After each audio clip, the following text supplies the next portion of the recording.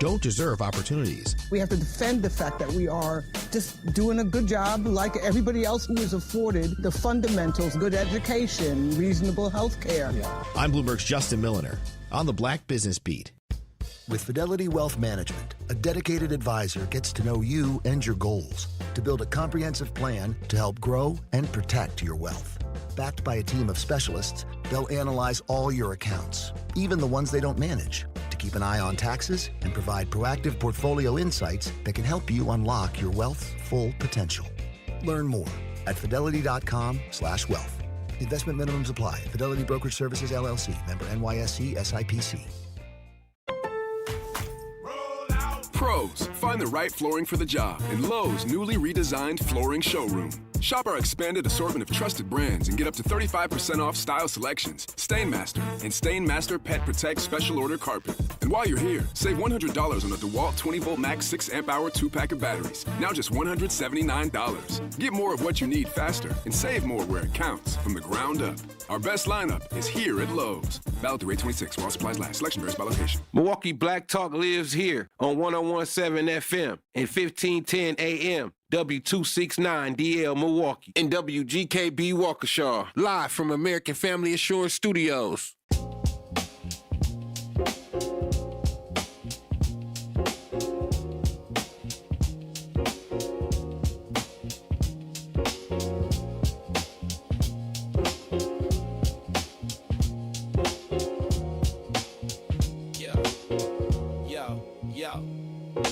Steps to the mic with a boom, ping, ping. Wisdom sharper than a beast's fierce sting. Words like fireflies that light the night. He turns the dark into blazing bright. Boom, ping, ping, the truth takes wing. Milwaukee's voice, let the city sing. Boom, ping, ping, hear the freedom ring. Sherwin's the king, oh, the airwaves king.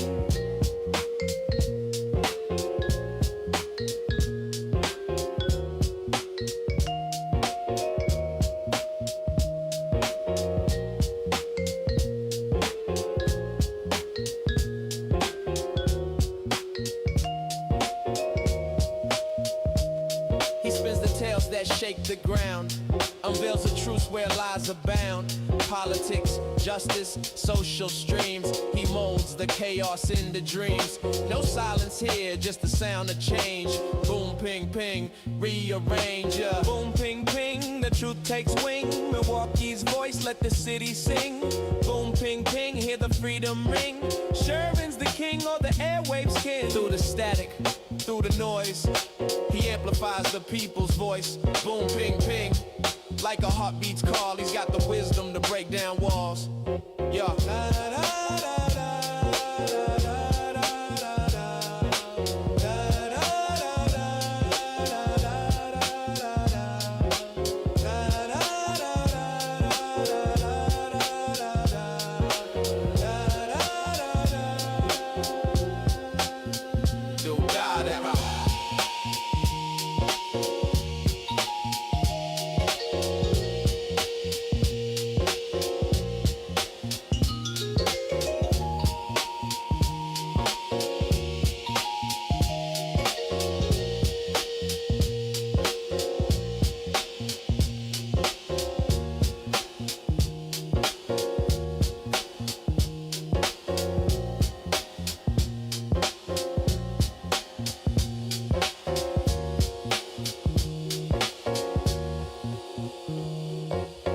Good morning. Welcome to the program. Today is Thursday, August 20th, 2026. Hope you all are having a wonderful morning. I know my morning started off fairly well. A lot of things to do today. Got a very productive day planned for my time after the show. So, things started well, and hopefully the day will continue on that same trajectory. Ladies and gentlemen, let's be optimistic today, shall we? Shall we talk about good things and positive things, things that make us smile and things that have us hopeful for the future? Now, I know that it is part of the responsibility and obligation to talk about some of the negative things because we simply cannot ignore them. We cannot pretend that they don't happen. We cannot pretend that we don't have several ongoing crises taking place simultaneously in the city of Milwaukee, particularly pertaining to the African American Black Negro youth. But the reason why we talk about those things, I know it can be very disheartening and very depressing. And when we bring those things up, people always have an excuse. And the excuse, I believe, prevents us from finding a solution. But for me, that is the point. You talk about the ugly things and the uncomfortable things, and quite honestly, the embarrassing things, so that somebody somewhere gets a spark, gets a brainwave. Because the great thing about having an audience where a lot of people from different places and spaces can listen is that everyone has these different perspectives. And they also have different ways to solve problems. And the more people that hear the problems, the more diversity that we have in the problem solving. But it does get sad to talk about all of the horrible things that are going on. So we're going to do something a little different today. And also, I would like to share with you what I believe could be a fantastic economic opportunity for those of you who are currently in business, and more importantly, those of you that are seriously considering business and or entrepreneurship. Milwaukee may not offer the most plentiful of opportunities to make a good living. You have to be specialized in something. Obviously, your education, it does matter whether it's a trade education, a technical education. You have to have some kind of skill. And I believe, personally, I believe this, I really do, that everybody is good at something, or everybody has a passion that they will be very devoted to. And it is my hope and my intent, quite honestly, that everyone is able to find and pursue that passion with great vigor, because once you are living in this thing in which you are so passionate about, it's like you'll never work another day in your life, and people will pay you. No one will have to beg you to come to work. No one will have to beg you to improve whatever labor you are providing, because if you are passionate about it, you will be self-improving and self-correcting. And so if we can have a system of education that makes it easier for someone to find their passion and develop all of the skills that you need, just because you're passionate about something, you still have a skill set. You might need to know mathematics or weights and measures, or you might need to know some other type of skill in which you need some technical training for, so that you can be the best you can possibly be at your passion. So I don't want us to miss an opportunity that maybe we haven't considered, because it's very easy to get depressed about what you see in the city of Milwaukee and want to move away.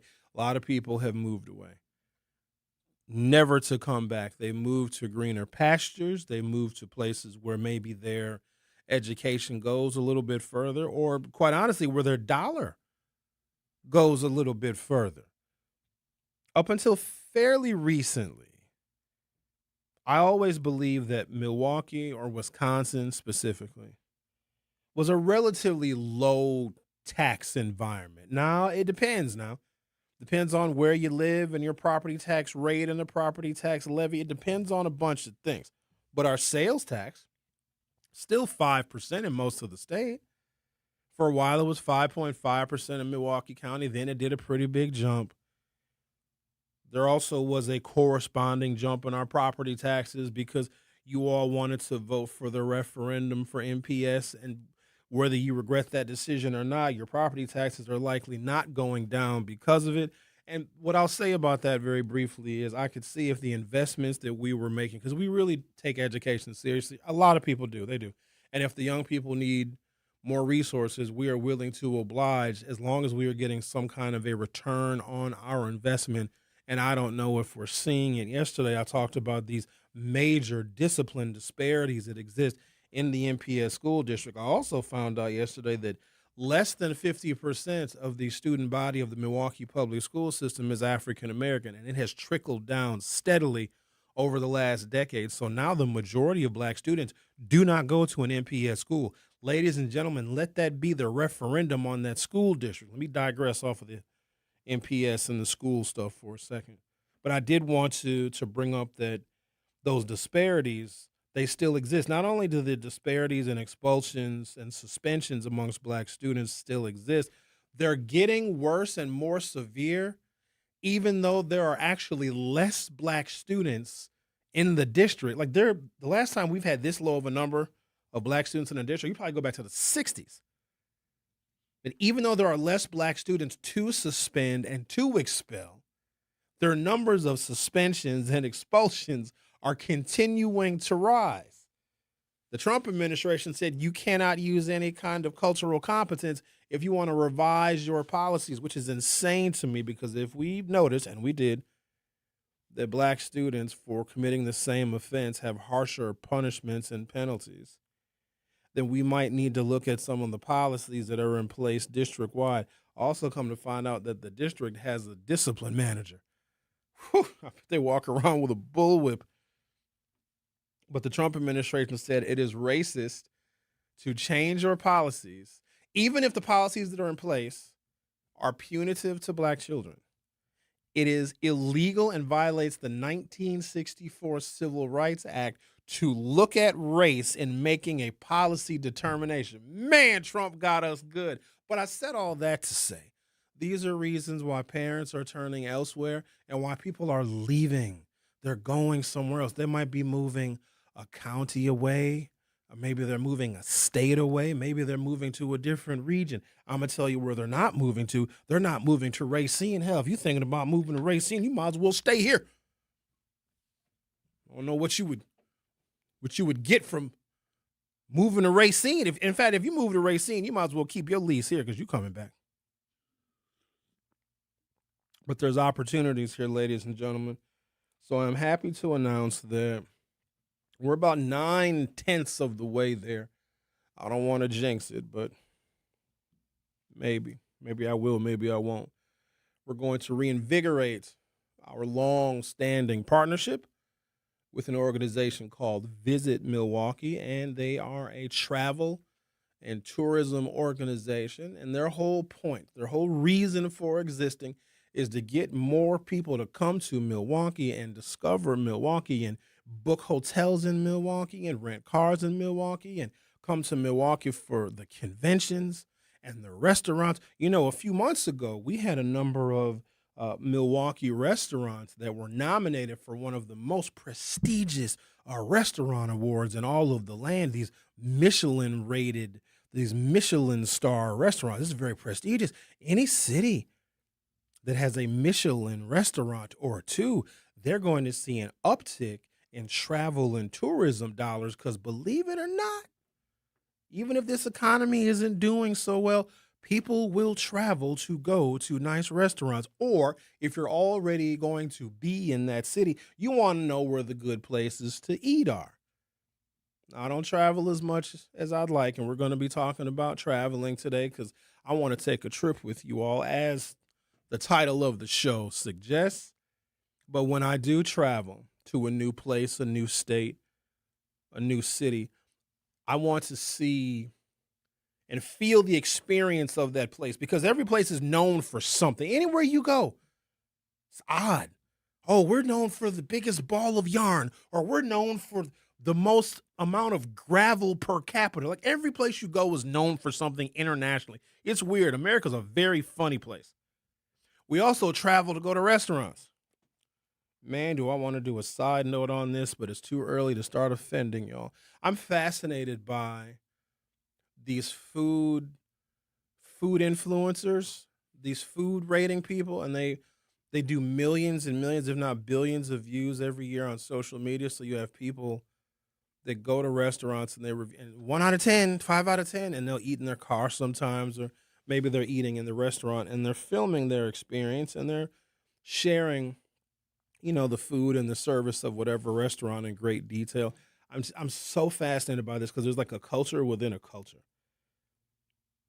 I also come to find out that if you're one of these food influencers, which is just a weird thing to be, if you would have said to me in 1992, hey, Sherwin, with my high top fade and my 17 years of age, if you would have said to me, hey, Sherwin, one day people are going to be food influencers, that wouldn't even have made any sense to us.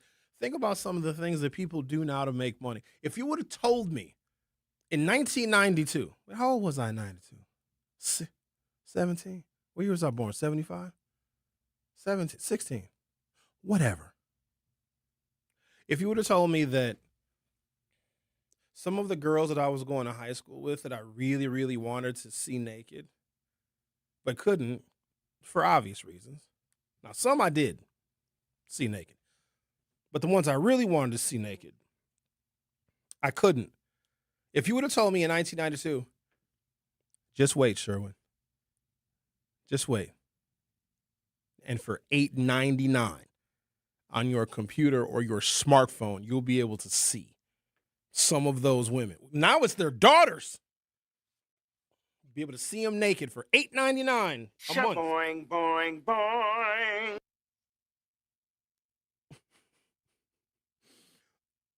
Food is a big industry. We have a lot of restaurants. Personally, I think that we're oversaturated with restaurants. Every time I open one of these apps, I'm seeing a new restaurant that's opening and a new food influencer that is trying out the food and rating the service. And it's great. I think it's wonderful for the city, especially if you are from somewhere else. You can hashtag Milwaukee restaurants, and you can get overwhelmed with the number of places to eat in all the different neighborhoods. So I'm glad to be reinvigorating our partnership with Visit Milwaukee. So twice a month, you're going to hear segments from me, and I may be joined by other guests, maybe even other hosts, and we're going to talk about the things there are to do in the city of Milwaukee. We're going to talk about entertainments. We're going to talk about food and restaurants, all of the things. Also, in preparation for something you may have heard me mention some time ago, the Black Travel Summit is coming to Milwaukee, and ladies and gentlemen, this is a big deal. This also goes back to what I was saying just a little while ago before I went on my food influencers tangent. The Black Travel Summit is a collection of content creators that have millions upon millions of followers, and they are very influential. And they're relatively young. They're Gen Z, and they are millennial, and they are all either African or African American or some combination of both. The Black Travel Summit is a global platform and an annual event founded in 2019 by Miss Anita Moreau.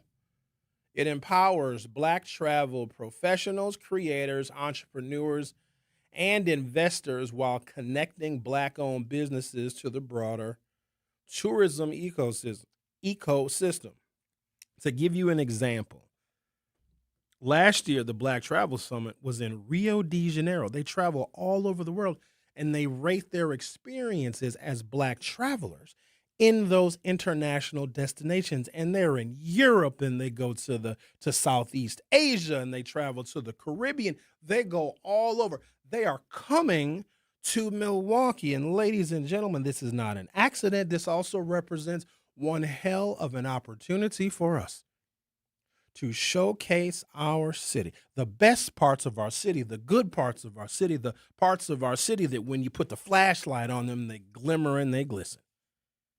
A real opportunity to showcase the best of who we are, and I do not want to miss this moment. In fact, I'm looking forward to the Travel Summit being here. So they're going to be here October 14th through the 18th, and as those dates grow nearer, you are likely going to hear from actual members of the Black Travel Summit because we're going to be hosting them here on 101.7 The Truth.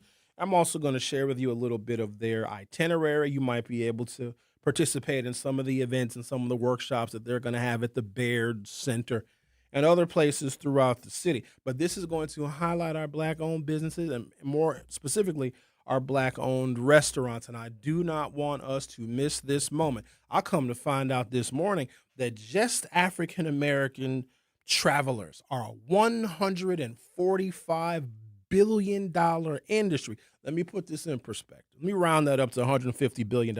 That's not no small potato. So for those of you that think that Black people are broke and ain't got no money, oh no. And I got to push back on this narrative that all the Black people are getting all of the public assistances and getting all of the welfares. Some Black folks are insanely rich. Here's the thing. They keep their mouth shut about it. They may not be flashy dressed. They may not be wearing all of the jewelries. They may not have nice cars, but they will spend 10 grand on a vacation like it ain't nothing. And some of you might be listening and saying, well, Sherwin, why you got to focus on black travel and leisure? Why you got to focus on black tourism? Because it's a different experience for us. And I'm tired of talking to white folks like you're 4 years old, like you don't know what racism is, like you don't know what institutional and structural racism is. Stop acting stupid. There are days when I'm in the mood to talk to y'all like children. Some days I'm not. I'm not talking to y'all like children. So if you're one of those white people, Sherwin, why you got to always make it about race? Because it is. White privilege is not you get a great job and make a bunch of money. No, white people they got to struggle. And sometimes they're dumb and they're unemployed and they're on welfare.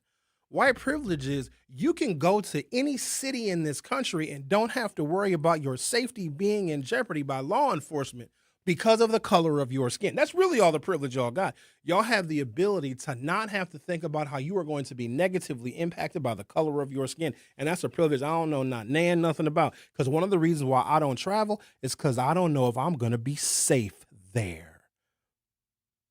And now that I come to find out that black travel and tourism is $145, almost $150 billion industry, the whole U.S. tourism market is $800 billion. We're $150 billion of that. That's serious now. And the Black Travel Summit is coming to Milwaukee. So here's what we're going to do now.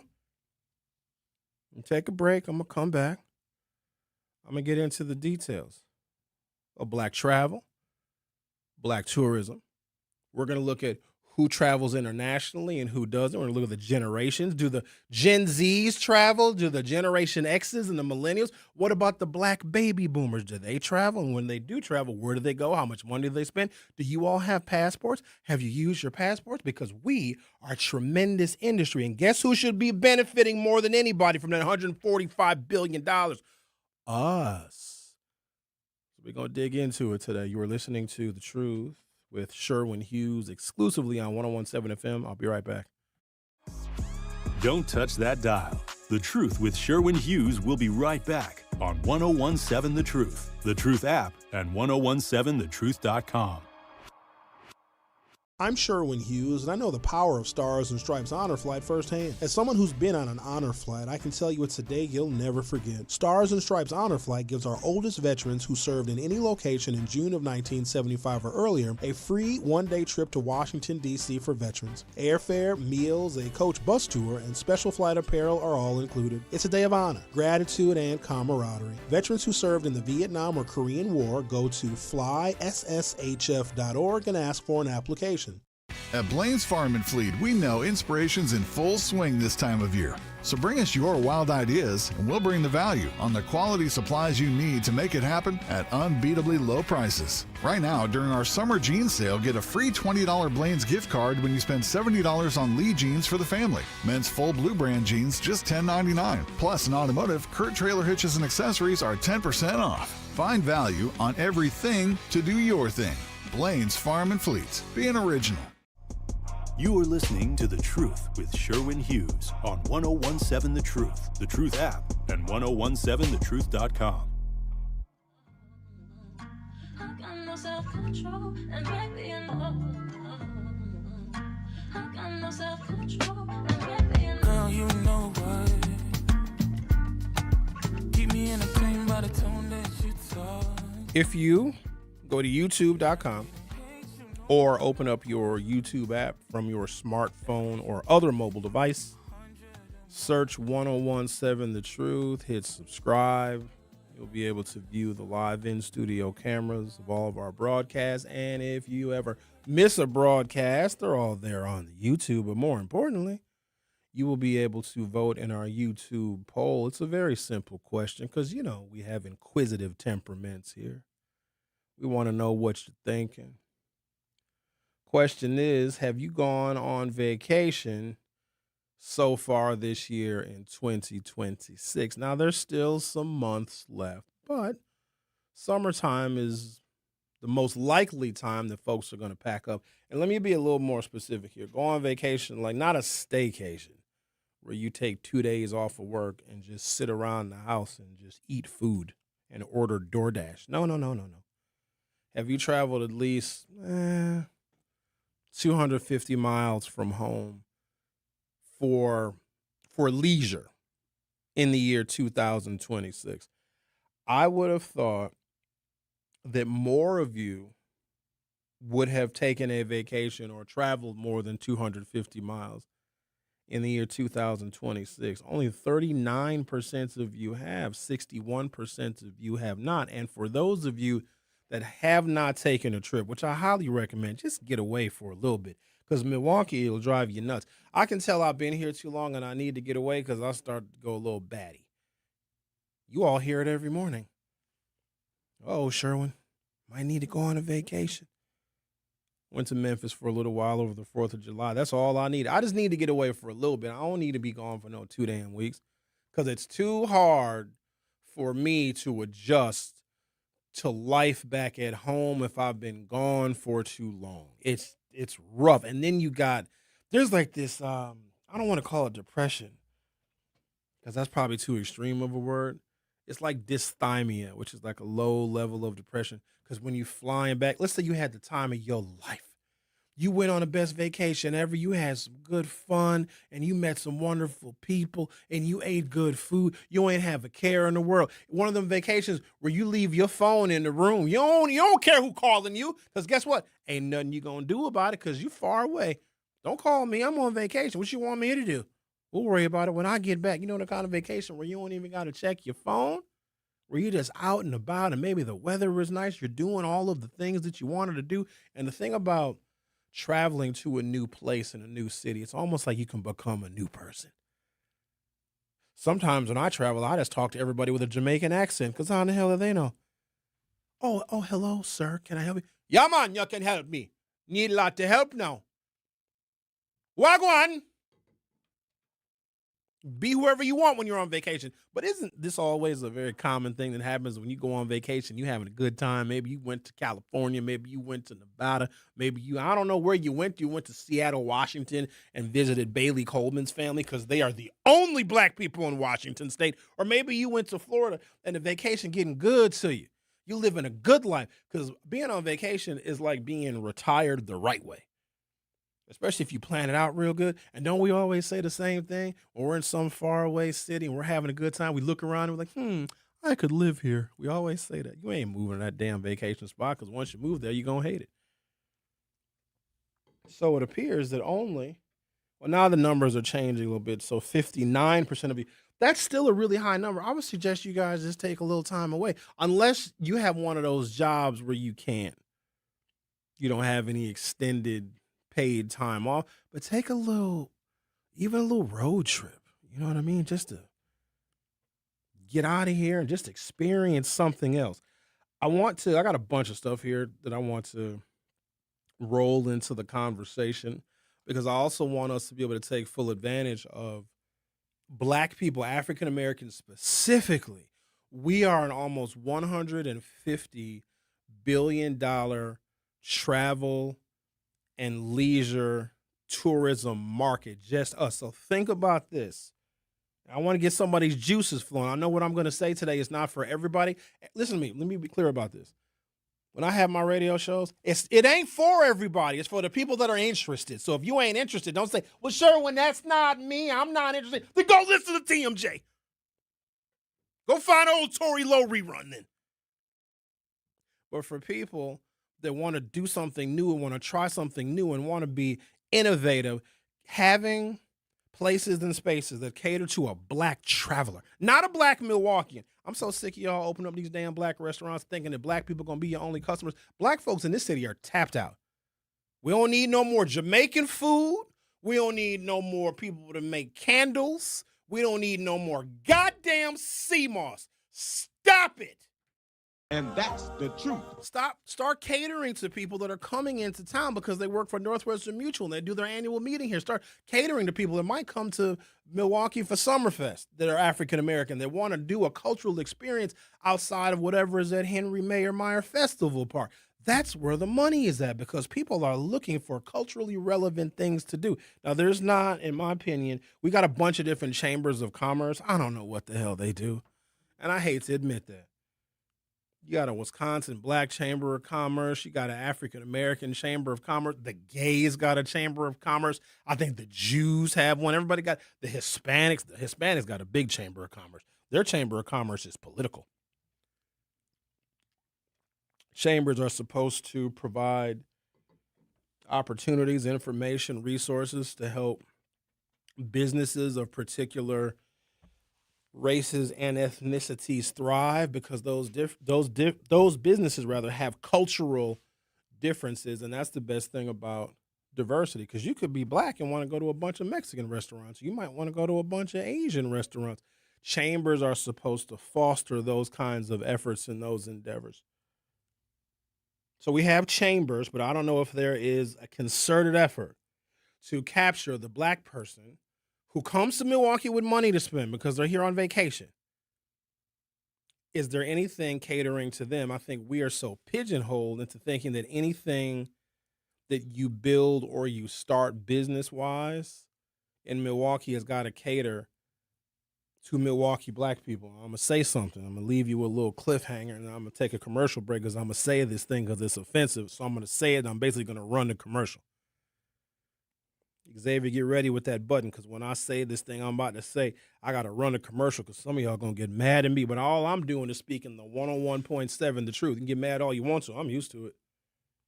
Y'all still mad at me when I said Colin Kaepernick was a fraud. He is. Where's he at now? Thought so. Dude just didn't want to get cut from the 49ers, so he decided he was going to take advantage of racial justice issues. And it's weird because Colin Kaepernick took advantage of people and used race and kneeling for the national anthem, even though Marshawn Lynch had been kneeling for the national anthem and sitting down for the national anthem since 2006. Y'all didn't notice that because Marshawn Lynch was doing it for the exact same reason. But in 2016, when Colin Kaepernick did it, oh my God, he loves the struggle. No, you can't cut a player if they all of a sudden are a crusader for racial justice. It would have made the San Francisco 49ers look like a racist team. But then what happened at that exact same time? Donald Trump was politically organizing on the opposite end of that issue. See how that worked? Be careful of these deceptive figures. They will take advantage of you and lie to you. However, I digress. Here's what I would say. If I was to start some kind of endeavor and it would be catering to African-American travelers or African-American dollars, if I wanted a black client base in my business, I don't want Milwaukee black people. I don't want you. I want black folks from somewhere else. From Dearborn, Michigan, from Albany, New York, from Dover, Delaware. I want to welcome them here because some of y'all are too much. Some of y'all going to, Sherwin got bad service. Shut up. I treat people from somewhere else better than I treat some of y'all because y'all just rude and disrespectful. Ooh, I got to run a commercial. The Truth with Sherwin Hughes. I'll be right back. Don't touch that dial. The Truth with Sherwin Hughes will be right back on 101.7 The Truth, The Truth app, and 101.7thetruth.com. Want to save money on energy bills? With free tools from We Energies, you're in control. Manage your energy use with easy tips. Earn rebates on home upgrades, calculate your energy use, create savings goals, view and compare bills, and more. With We Energies, the energy info you need is at your fingertips. Save your way at weenergies.com/simple savings or download the app. We Energies. Simple steps, real savings. At Blaine's Farm and Fleet, we know inspiration's in full swing this time of year. So bring us your wild ideas, and we'll bring the value on the quality supplies you need to make it happen at unbeatably low prices. Right now, during our summer jean sale, Ariat Western jeans are 25% off. $5 off men's Dickies jeans starting at $29.99. Plus, get a $10 rebate when you buy 5 quarts of Mobil 1 full synthetic motor oil. Find value on everything to do your thing. Blaine's Farm and Fleet. Be an original. For 250 years, our armed forces have bravely served America. Wounded Warrior Project honors that legacy by supporting post-9/11 service members and veterans like Anthony, a Marine who was injured by a roadside bomb in Afghanistan. They carried me through my injuries, not just my physical, but my mental. And seeing other vets doing the same thing helped me tell myself, hey, you can do this. Join us in honoring warriors at woundedwarriorproject.org/America. Babes, what are you doing? What? I'm just mowing the lawn. No, it's blazing hot and dry out here. Don't you remember? Smokey Bear says. Avoid using power equipment when it's windy or dry. Where'd you learn this? Oh, it's on SmokeyBear.com with many other wildfire prevention tips. Right. Thanks, honey bear. Because remember, only you can prevent wildfires. Brought to you by the USDA Forest Service, your state forester, and the Ad Council. You are listening to The Truth with Sherwin Hughes on 1017 The Truth app, and 1017thetruth.com.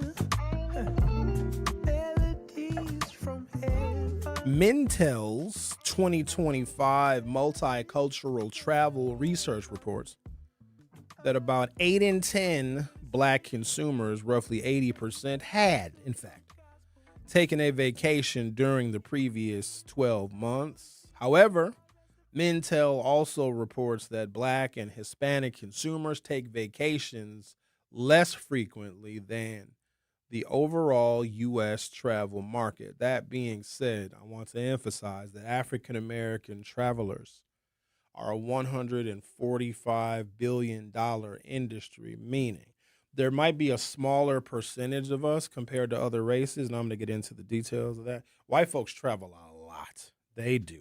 Some of it is income. It is. And some of it is also age, because, white populations are older. White folks are actually going extinct. The average age of a white person in this country is like 50 or getting close to 50 years old, which means a couple of things. They are what we call post-reproductive. White people aren't having kids anymore because they're too goddamn old.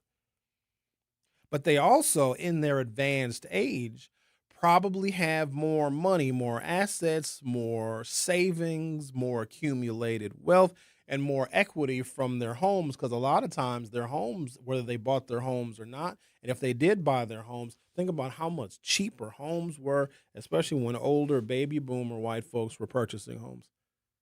$40,000, $50,000 could have got you a really nice house in the suburbs. That same house is now worth $500,000, $600,000, $700,000. So, of course, they're going to travel more. But when African Americans do travel, oh my, do we spend. And I don't want it to be like a niche thing, like it's just a small segment of African American folks that travel. That's why I'm glad the Black Travel Summit is coming, and I'm glad that we're going to be partnering with them, because when I do some of the interviews with some of the folks that are part of this organization, the Black Travel Summit, they're going to list where they have been, what the experience is like, and where you should go and where you shouldn't go. Because as black people, we don't know if our safety is guaranteed. I'm used to America, and I know how to spot. You know what I mean? You can tell when you're in a place or in a space or in a neighborhood or in a suburb of some city that you're visiting where the vibe is off. I mean, okay, I can tell here. I can also look around and look at some of the cultural cues. Sometimes they're welcoming, sometimes they're discouraging. But because I'm American and I am very much in tune with how America exhibits its love or hate for different cultures, it makes sense to me here. But if I travel somewhere else, like I might go to Europe somewhere and think that these Europeans love me, and they might be trying to form a rally to hang me that night. I'm like, oh, these Europeans are just so nice. And, you're a nigger. Hello, you nigger. You. Oh, we don't like the blacks over here. Call blimey, nigger. And yes, all the countries say that word. Did you know that? There could be a country where English is not even a predominant language, but they know that N-word. Let's talk to somebody else who knows the N-word. Hello, Bob. Hello, Sherwin. You know, you said just a minute ago, people like you, Sherwin. Even some of these white folks like you, Sherwin. What are you talking about? Oh, you ain't gonna like me. You ain't gonna like what I say. But no, we like you, Sherwin. Bob, hold on now. I don't do what I do for approval. I do what I do to further what we know. So if somebody likes me or not is inconsequential. I just know that people are sensitive. That's what it is. They hear stuff that doesn't match what they think and what they know, and they get all mad. Y'all are some emotional people. You blacks are, especially you, Bob. Well, Sherwin, you're a little aggravating sometimes, but we like you, Sherwin. Ain't nothing wrong. you know, and a whole lot of white folks, I believe, like you. So you what? Know, What does that mean? What I'm supposed to, what my life is complete now? Because some white folks like me? Ain't, that don't mean nothing to me. As long as my people, my friends and my family and my circle like me, that's all I need. Anything outside of that, I ain't losing no sleep. I sleep butt naked with the fan on. Ass out. No, Sherwin. Ass out. Say it with me, Bob. Say ass out. Say it. You say ass out. Not necessarily, Sherwin. It means something to you. That Hold other on, Bob. people like Bob.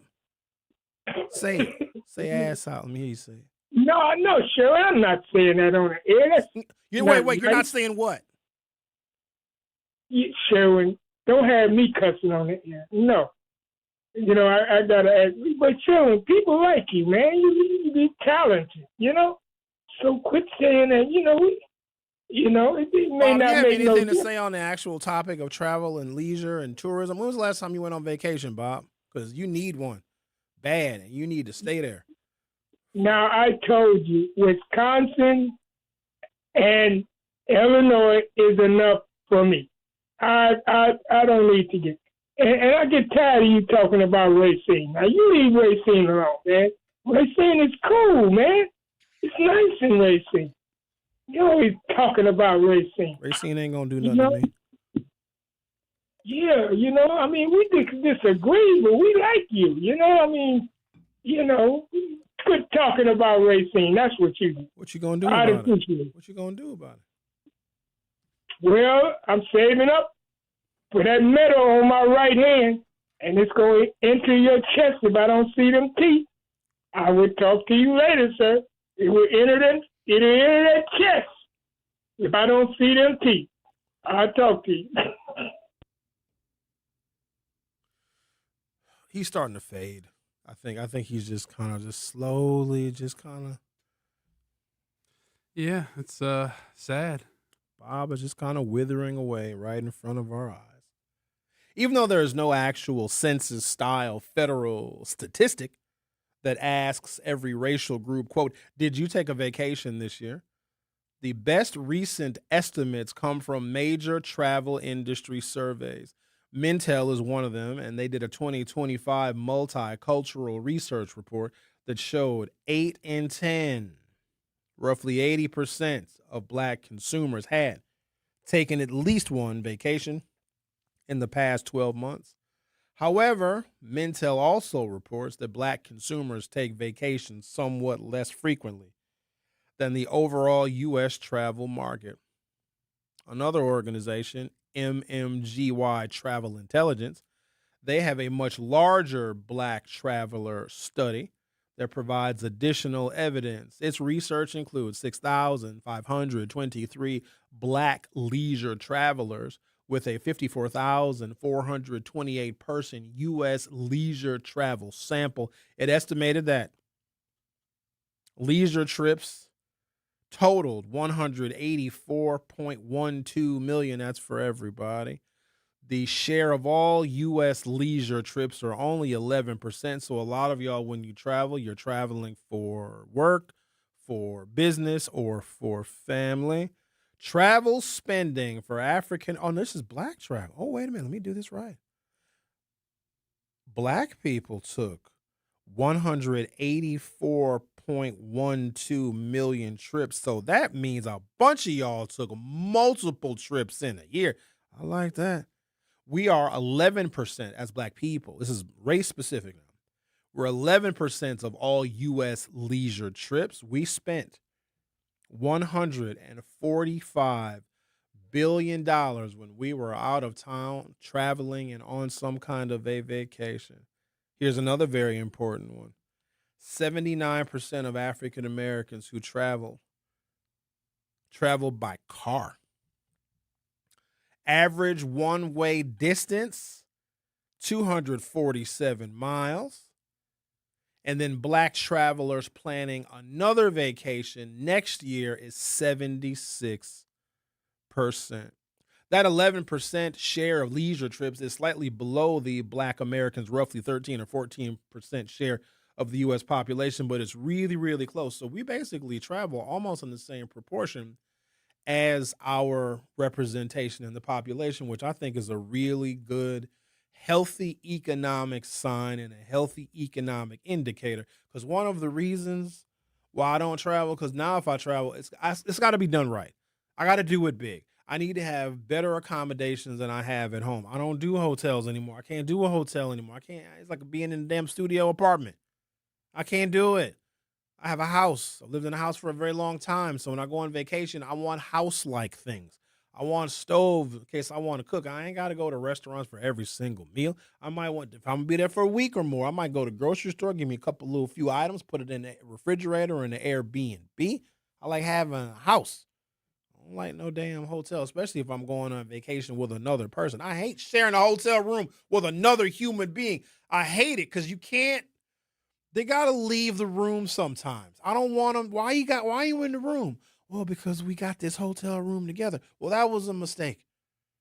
Trying to save money. So if I travel, I got to do it right. I want real nice accommodations. I want to go to nice restaurants. I want to do something that is unique to that area because chances are I've never been there before. Maybe I want to go see a show or something that I can only do in that particular city. Here's the thing. It's very expensive. And sometimes I got to justify. I'm going to spend $2,500, $2,600 for a weekend. Sometimes I'm like, nah, I'll just go down by the lakefront here in Milwaukee. Spend $19.32. It has always been difficult for me, and this is one of my problems. Maybe as I get older, this might change. It's hard for me to justify coming off like $3,000. I'm going to be right back home in a few days. Experiences are great, but I can't easily trade big amounts of money just for the experience. It doesn't economically make sense to me. I'm paying $3,000 for some memories.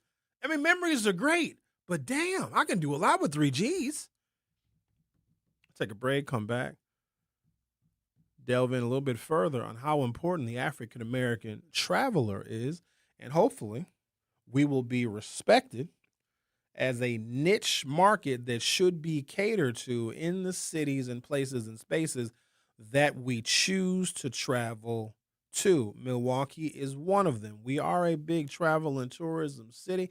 Doesn't really seem like it, but we are. But if we are welcoming Black travelers to Milwaukee, what kind of experience do we want them to come away with? Where do we recommend they go? Obviously, that we want them to see downtown. We want them to see the neighborhoods. We also have to highlight the segregation in this city because that is a part of the story.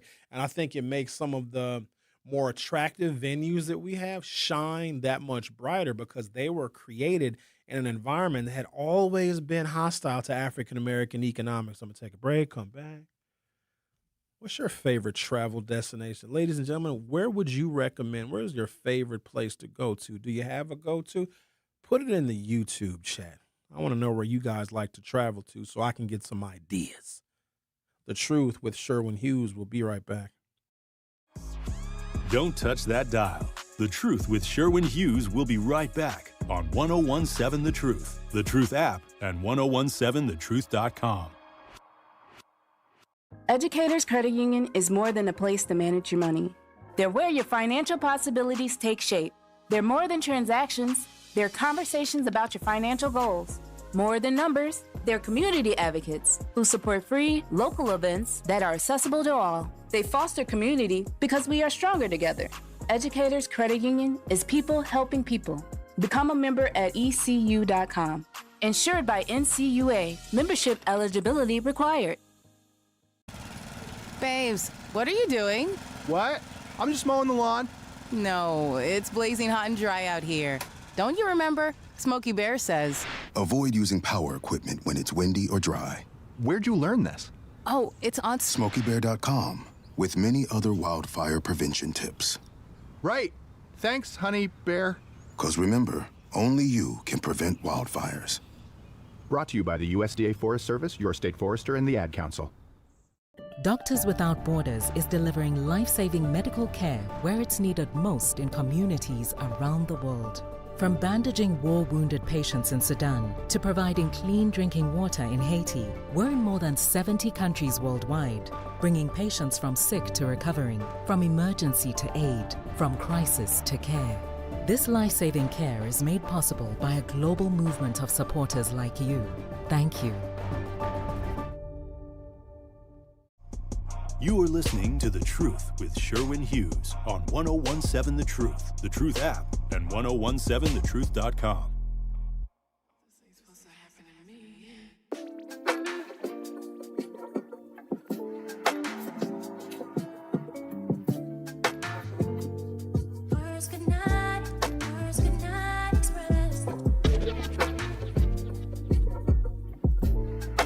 Dono DZ says, I tried to travel outside of Wisconsin every year. Unfortunately, this year, life was lifing.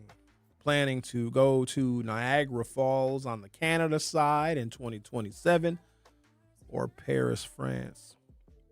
I know a lot of people that's been to Paris. Every single one of them says it's overrated and Parisians stink. Europeans got different hygiene habits than Americans. I was very disappointed. And these are people that I trust. Just don't know Sherwin, Paris is gross. Another one, Rome is disgusting too. Gross. Crowded. People stink. They're rude. Don't be, if I'm traveling, because I'm in a good mood if I'm out of Milwaukee. Don't yuck my yum. If a Parisian or a Roman is disrespectful to me, you're going to catch some black American hands is what's going to, and I'm going to be in a European jail and ain't no telling what's going to happen to me. But I don't tolerate that. I'm in your country. I'm here spending money, good money. I'm spending American currency now, bringing American culture to your country, black American culture. You're going to be rude to me? They said restaurant service is poor because they don't do the whole tipping thing. That's a us thing. You'll sit there because, the Europeans are leisurely. Some of them only work 4 days a week.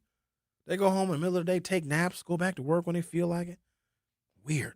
That's that damn socialism is what the hell it is. Let's talk to Linda. You're on 1017 The Truth. How are you? Good morning, Professor. It's a great day in Milwaukee. Every day is a great day. I love this topic. I love this topic, but more importantly, I just had to call because I'm loving those zaddy daddy glasses. Man, that's putting you in a whole nother category, Sherwin. Shaboing, boing, boing. Boing. But I also called because I wanted to say, Sherwin, did you see the latest on the schools in Wisconsin that is getting A+? No. Whitefish Bay. I mean, they got like 20 in Wisconsin that is, they got Reagan, College Preparatory, Hamilton, Nicolay, but I don't see MPS nowhere, man. King should be on the list. That's one of, well, Reagan is in Milwaukee. King is probably on the list too, I'm sure. Yeah, Muskego. But yeah, they got a lot of like 20, it's 30, 35 schools that are reaching national level for recognition, man. They're calling it, great school system. And I don't know what that means, but I just find it quite interesting. You said system, like STEM, STEM, science, technology, engineering, and math. I'm assuming that stands for.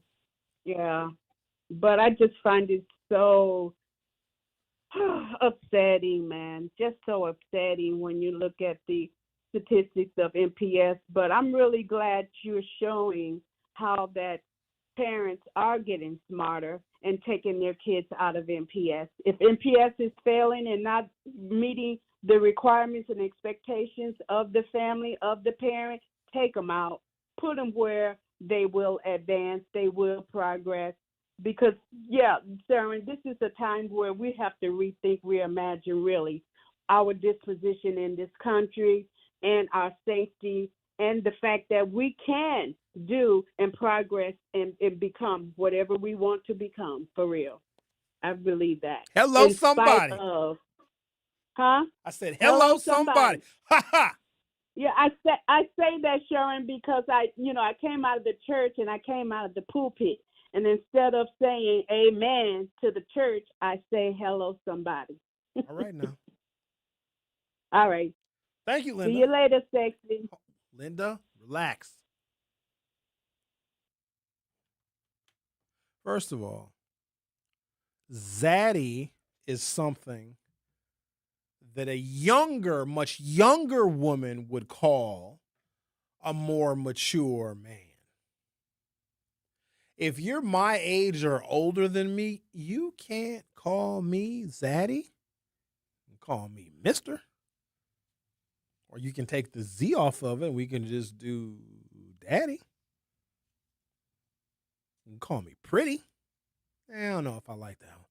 Women get jealous sometimes because men are prettier than they are because we wear our natural hair. You know what I mean? We sometimes prettier than the women. Fellas, you know what? You know how women say, oh, these men are intimidated by me. No, they're not. Women are actually intimidated by good men because they know that they can't have that man because they're nuts. They know they don't deserve a good man. That's why they keep dating bums, because a bum you can control, because a bum, you got agency over him because he's worthless. He ain't got no job. He ain't got no future. You can dominate a bum, but a good man is going to tell you what to do, ma'am. And some women are like, oh, no, I can't. He's going to realize that I'm nuts and he's not going to love me, so I got to just be intimidated by him. Women be so scared, and they're terrible at approaching. Women are awful at it. I thought men are bad. Women would be like, hi, do you like butterflies and chocolate milk? What? Try better than that, lady. But you got to give them credit because they be so nervous. They be all trembly. Because if a woman is really, really feeling you, she will approach you and just say the dumbest stuff ever. But we still love you anyways, ladies. I'm going to take a break, come back for hour 2. I'm going to dig into some problems and issues that I think that travelers from all over that come to Milwaukee are going to experience, especially when they go to a Black-owned restaurant, because we have some improving to do when it comes to the service that we provide and our levels of hospitality, number one. Number two, where do Black people even learn hospitality nowadays? Because we used to learn manners in school. It used to be a part of the culture at home. That don't exist like that no more. Let's talk about it all during hour 2. The Truth with Sherwin Hughes will be right back. The Truth with Sherwin Hughes returns after this on 1017 The Truth, The Truth app, and 1017thetruth.com. Milwaukee Public School families, the first day of school is Tuesday, September 1st, and there's still time to enroll. MPS offers programs to fit every learner, including bilingual, Montessori, special education, and more. All MPS students receive free breakfast and lunch. Enroll today at milwaukeepublicschools.org/enrollment. Or visit MPS Student Services at 5225 West Vliet Street, Monday through Friday from 8 a.m. to 4 p.m. Thank you for choosing MPS. Natural gas is a clean, reliable, and convenient source of energy delivered directly to you through underground pipelines. The pipeline system has an excellent safety record, but there are clues that can help you identify a potential hazard. If you smell the strong odor of rotten eggs, hear an unusual hissing sound, or see blowing dirt or debris, it could be a natural gas leak. Leave the area immediately and call We Energies at 800-261-5325.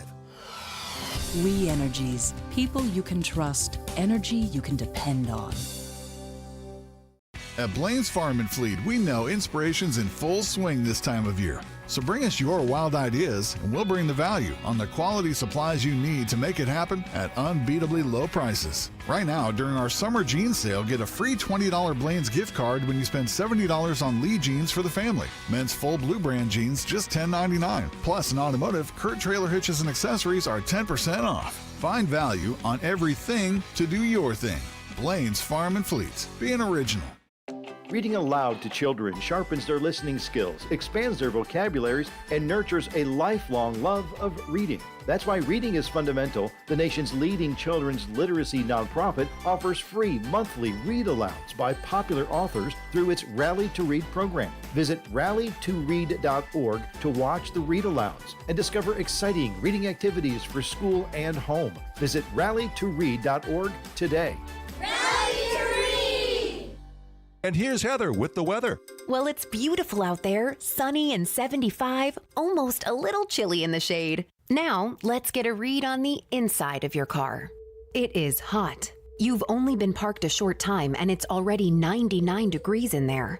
Let's not leave children in the back seat while running errands. It only takes a few minutes for their body temperatures to rise, and that could be fatal. Cars get hot, fast, and can be deadly. Never leave a child in a car. A message from NHTSA and the Ad Council. Milwaukee Black Talk lives here on 1017 FM and 1510 AM. W269DL Milwaukee and WGKB Waukesha, live from American Family Assurance Studios.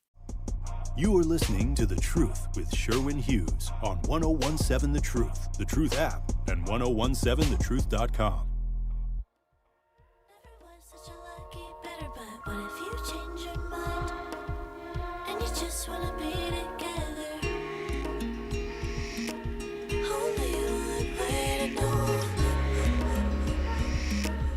Only one way to know. Only one way to know. Will you let you know? Welcome to Hour 2 of The Truth with Sherwin Hughes. We're talking about an industry that I think needs a lot more attention, especially right here in Milwaukee. Black travel, tourism, and leisure spending is almost $150 billion a year. African Americans take, on average, 184 million trips annually and spend tremendous amounts of money when we do travel, helping local economies. I think that the mindset here is exceptionally narrow-minded. It's really sad. So few people think out of the box. There's almost no room for out-of-the-box thinkers here because you can say stuff that's revolutionary and innovative and you want to move the needle and people will look at you like you're nuts because they have no understanding whatsoever of what you were talking about. And so that is why I said this is a personal thing for me. I would want to capture African Americans who are coming to Milwaukee for the first time. I want to give them an experience, show them places to go, things to do, places to eat, music venues in which you should see a show. If it's warm weather, do waterfront activities, get you a boat, get out on the river, all of those things. But we need something to cater specifically to an industry of black travel and tourism that spends almost $150 billion. That's a lot of money. Unfortunately, we have a real opportunity. I'm a little nervous, though, because the Black Travel Summit is coming October 14th through 18th. And they are a group of folks that travel internationally, and they rate their travel experiences in different cities all over the world. I didn't even think that they did a lot of domestic travel. They actually don't. They do more international travel, which is good for the African-American folk that have passports. I am, in fact, a passport holder. And in a second, I'm going to go through the details of who does and who does not have a passport. As you would imagine, African-Americans are bringing up the slack, bringing up the rear when it comes to passport ownership. Get a passport, ladies and gentlemen, whether you travel internationally or not. It's a real good piece of identification to have, and it's good for 10 years. Just a little rule of thumb. Get you a passport. And then maybe you might want to put some stamps on that passport. And I'm not talking about food stamps. Stamps that you get when you travel to another country. I don't even know what other country I want to go to. I guess I could go to Mexico, but Cancun seems cliche. There's some places in Canada I wouldn't mind. Going to Quebec. Going to Montreal. I heard it's a very beautiful city. Toronto's just right across from Detroit. It's like an hour flight to go to Toronto. Not even an hour and a half, an hour and 10 minutes or something. Vancouver, maybe. I don't know if I want. Do I want to go to Europe? Do I want to go to where white people actually come from? Xavier says yes, but Europeans are dirty and nasty. I want to go to like a sophisticated, high level, highly educated, clean European city. Maybe I'll go to the Germans. What'd you say, Xavier? Go to the country of Luxembourg. As the highest GDP amongst residents in Europe. Switzerland. I can go to Switzerland too. Luxembourg, Switzerland, maybe the Netherlands. Not that this matters, but whenever I come across information that I've never, heard of before. I'd like to share it with you. Norway, so Scandinavia. But I've heard things like that's a lot of white nationalism in the Scandinavian countries, which would be Denmark, Finland, Norway, and Sweden. However, Poland. Poland. But I've heard, because, I've followed some passport bros because they'll have YouTube channels, and a lot of them travel all over Europe, and they rate their experiences, and it seems where white supremacy would be the strongest, because a lot of those countries got African immigrants that they hate. So what's happening here in America and our anti-immigrant sentiment is actually shared in Europe. Because, Europeans are just, across the globe, they're shrinking in population, and their countries are getting much more diverse, and Europeans, they don't like it so much, and so they turn vicious against these immigrants. Problem is, there have been so many, like, either sanctions or wars that Western countries have been involved in. We are creating refugees all throughout the Middle East, all throughout Africa, and these folks are coming to Europe. They used to come to the United States, but Donald Trump is making that impossible. And so Europeans have this tremendous animosity. And so where the white supremacy is strongest, the women in those countries love black men even more. But here's what I heard about Norway. I probably should verify it, but I heard it and I was like, oh, it sounds like it could be true. They have, actually, let me Google it. I think I know what you're talking about. That's like not true. Hold on. Hold on, wait a minute. Ooh, I type fast. Okay. Yep. Norway has the largest average breast size for a woman. Yeah. And I heard it on I was watching the TikToks. I was like, what? I was thinking about something completely different. What was you thinking? Where they have like these seminars where they're looking for black men. They might. No, it's not true. Top ranked countries: Norway. Average cup size is C or D. What do you like, the front or the back more? Oh, back for sure. Oh God, yeah. Come on now. The United States is number 2. Then the United Kingdom. Then Venezuela. Then Colombia. I mean, I'm just saying, if in case that's what you're looking for. I'm here to offer something for everybody. And if you're listening to my program and I'm talking about something that is not of interest to you, that's okay, baby. Just keep listening. I'll get to your interest level. Just let me make my way through the program. Passports is where the racial differences become much clearer. A nationally representative YouGov survey of United States citizens provides unusually clean racial passport data. 55% of Hispanics living in America have a passport. Yeah, because they probably want to go travel throughout their diaspora. Think about how many places on planet Earth, mostly in this hemisphere, that speak Spanish. You've got a good chunk of the Caribbean. You've got every damn city in the United States has got a bunch of Hispanics. Everywhere.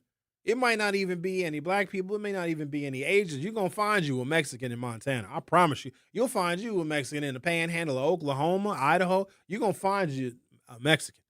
But also think about Mexico, Central America, the entire continent, save for Brazil, all speak Spanish. So that would make sense if you are a Latina or a Latino, an American.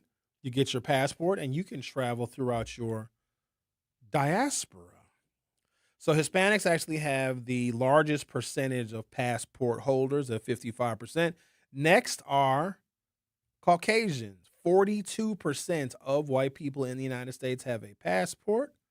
Now, that 42%, while it is smaller than the Hispanics' 55%, 42% of the white population is probably somewhere north of 120 or 130 million people. That's a lot of white folks with passports. And then African Americans, 34% of us have passports. A full 66% of us do not. And the average for all U.S. citizens is 43%. So just under half of all Americans have a passport, with African Americans having the smallest share of passport holders. Thus, approximately 1/3 of Black American citizens had a current passport, compared to about 2/5 of whites and more than half of Hispanics. About 66% of Black American citizens do not have a current U.S. passport. The white figure was about 58% without one, while roughly 45% of Hispanics lacked a current passport. Unfortunately, that survey did not publish a statistically reliable Asian estimate separately, and its residual, quote, other category had too small of a sample size. There's also evidence that this Black passport gap is long-standing.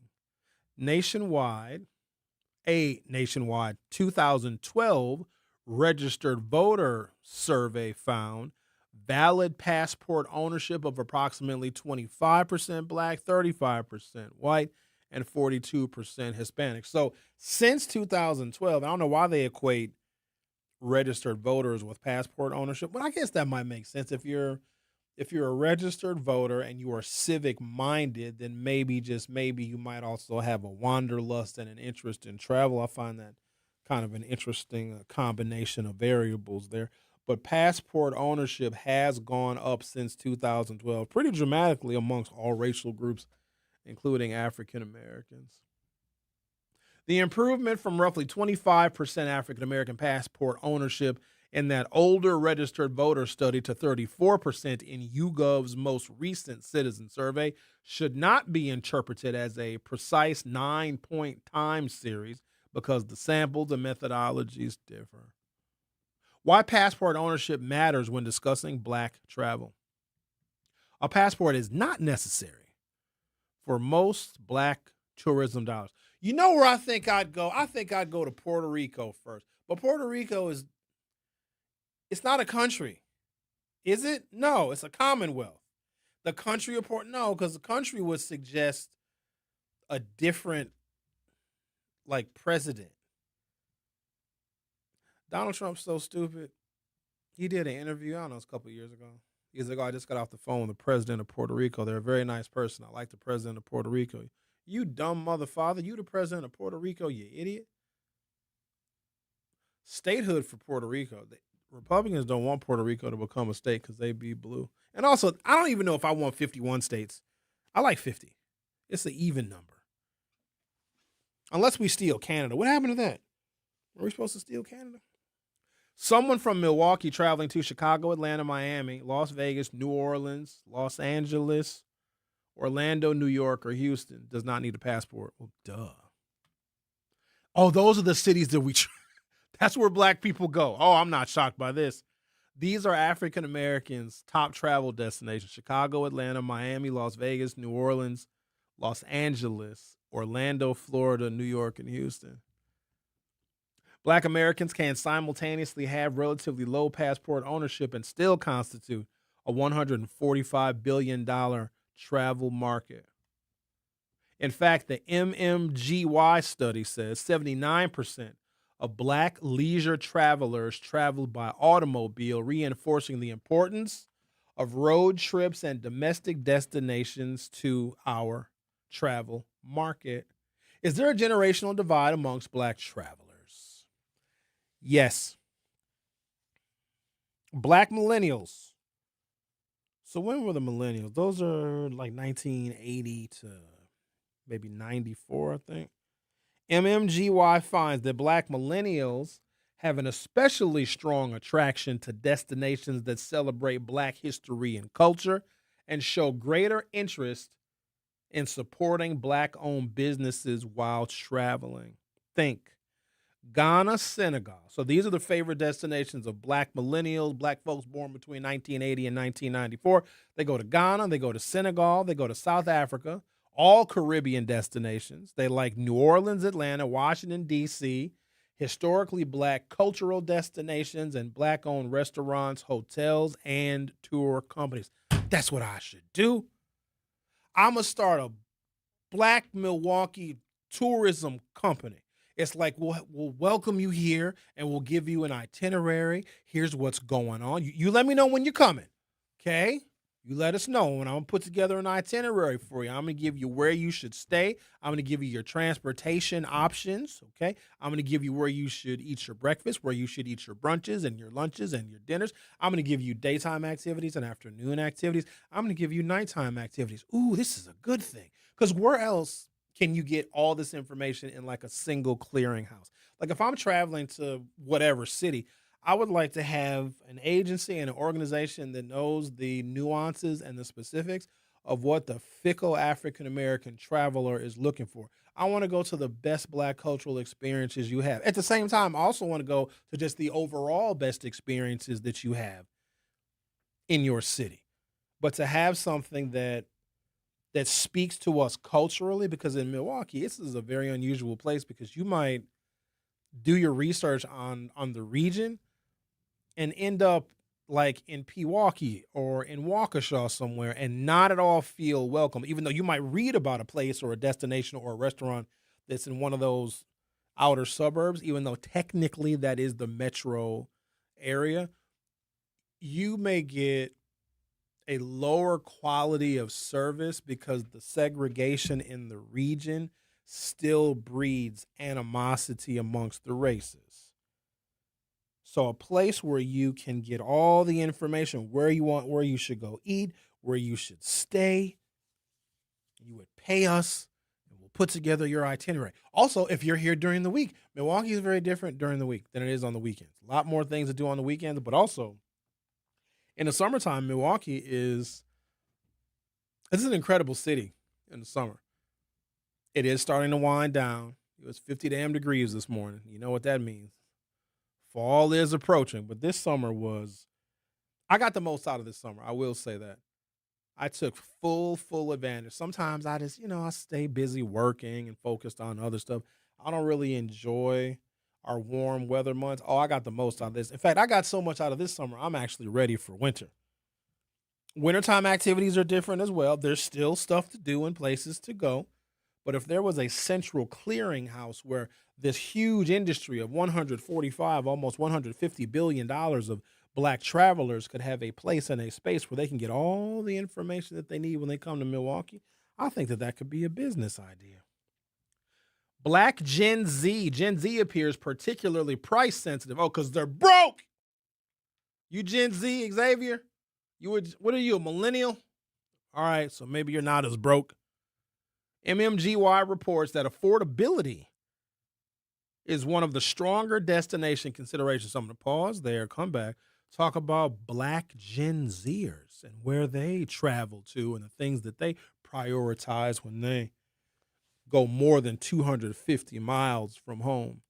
You're listening to, I suppose, a preview of the Black Travel Summit edition of The Truth with Sherwin Hughes, exclusively on 101.7 FM. Don't go anywhere. I'll be right back.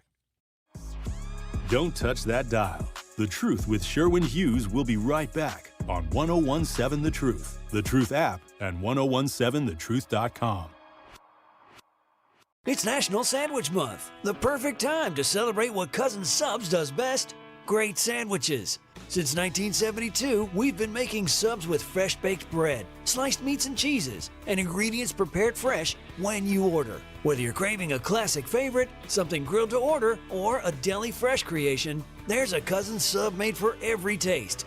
Celebrate National Sandwich Month with a sandwich made the way it should be. Cousin Subs. We believe in better. Here's the deal. We gotta set ourselves up. See, retirement is the long game. We gotta make moves and make them early. Set up goals. Don't worry about a setback. Just save up and stack up to reach them. Let's put ourselves in the right position. Pre-game to greater things. Start building your retirement plan at thisispretirement.org. Brought to you by AARP and the Ad Council. For 75 years, the Muscular Dystrophy Association's voices have thundered through the halls of Congress. For 75 years, we've willed the impossible into existence. For 75 years, the MDA community has pushed the science, shifted the narrative, and established the field of neuromuscular medicine. And until that day, when this is all a thing of the past, you couldn't stop us if you tried. Join us and celebrate 75 years of breakthroughs at MDA75.org. Talking about guns with others might not always feel comfortable, but it could save a life. Here's a way to start a conversation. Your family is going over to your neighbor's home for dinner for the first time. How would you ask if there are any unlocked guns in the home? Hey, we're so excited for tonight. Before we come over, though, may I ask if there are any unlocked guns in your home? Our guns are stored securely, locked in a safe that the kids can't access. Awesome. Learn how to have the conversation at agreetoagree.org. Brought to you by the Ad Council. Wherever there's a need in our communities, there's a United Way, improving lives so everyone can thrive. Where more people can gain access to health care and nutritious food for their tables. Where more community members can benefit from financial education and get connected to local resources for housing support. And where children are given more chances to reach their full potential. Community is where we find our strength and where we share our hope. United is the way. Visit unitedway.org. This is The Truth with Sherwin Hughes on 1017 The Truth, The Truth app, and 1017thetruth.com.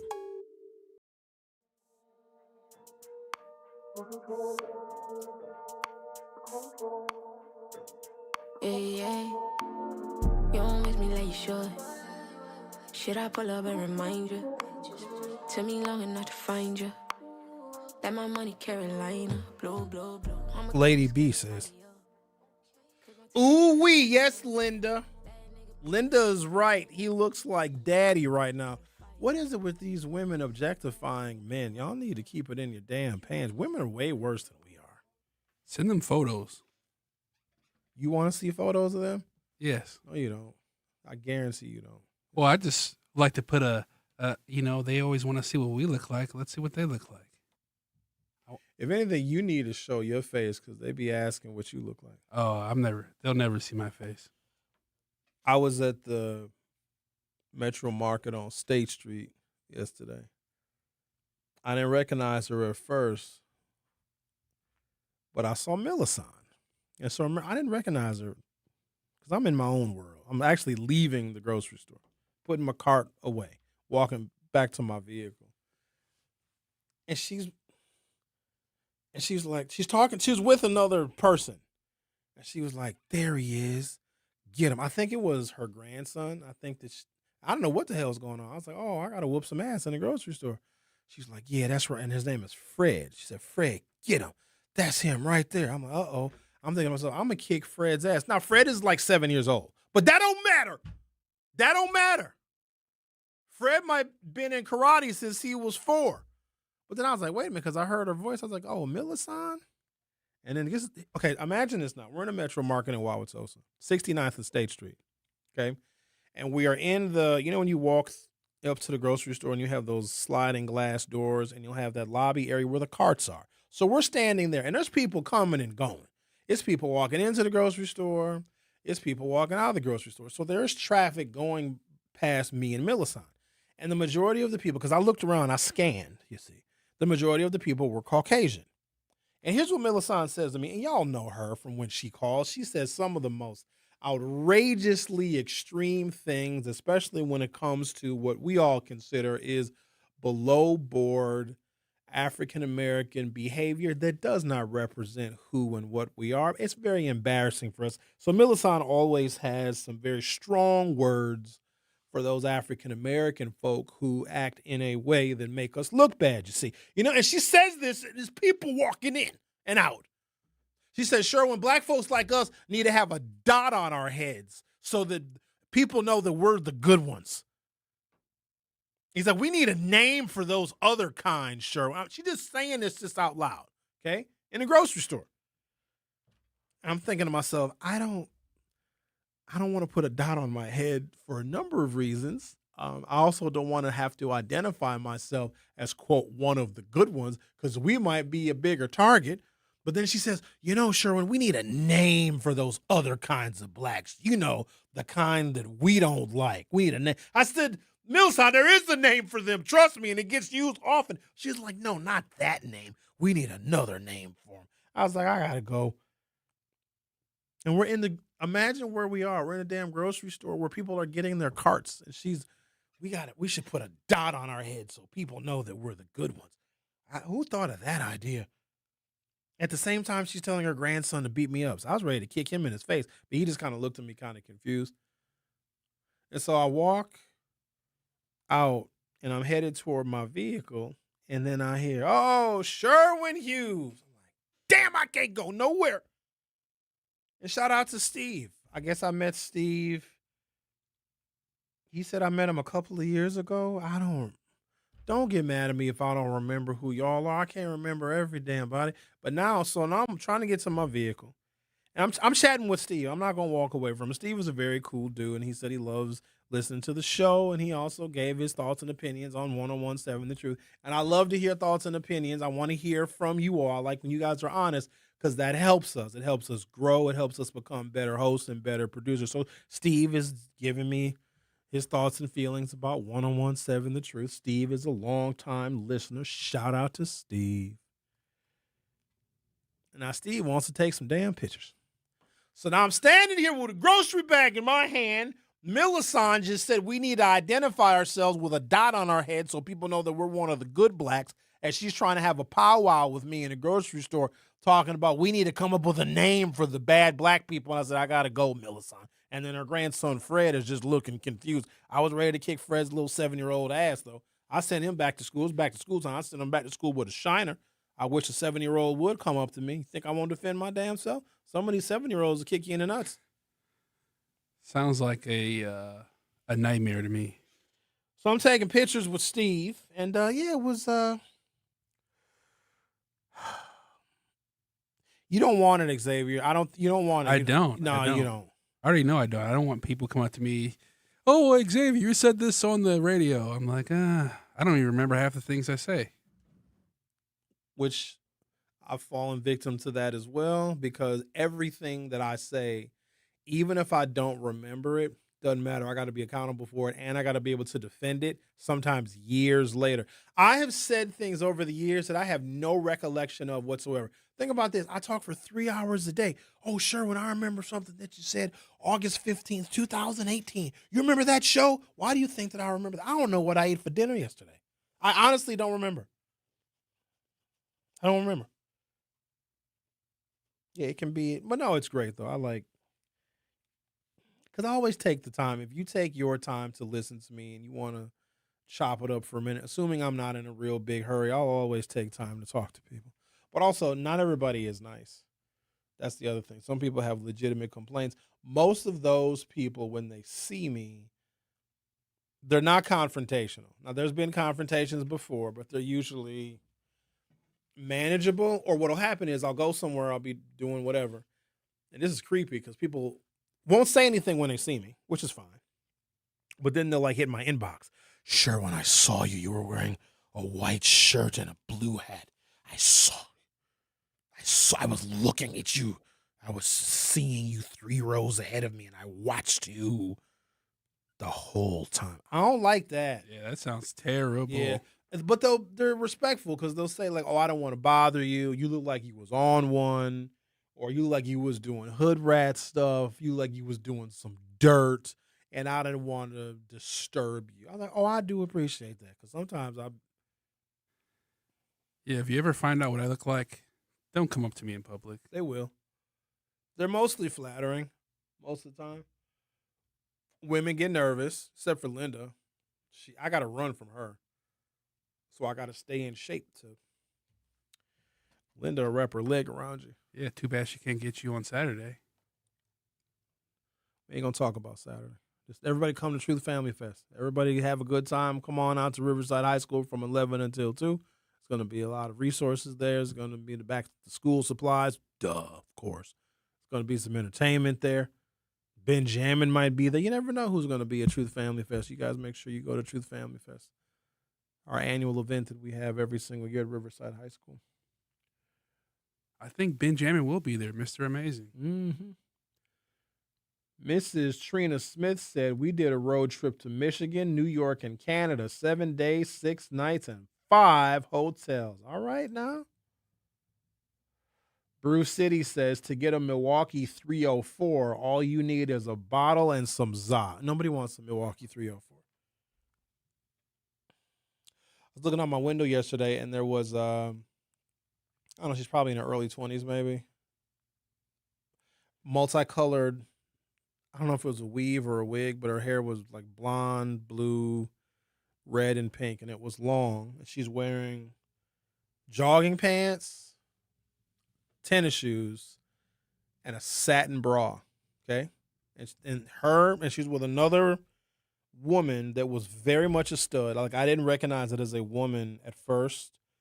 I thought it was a man, but it was a stud, and they were doing TikTok dances in front of my house, but across the street. So I told you guys this before. Right across the street from my house is a Francesca Hong yard sign.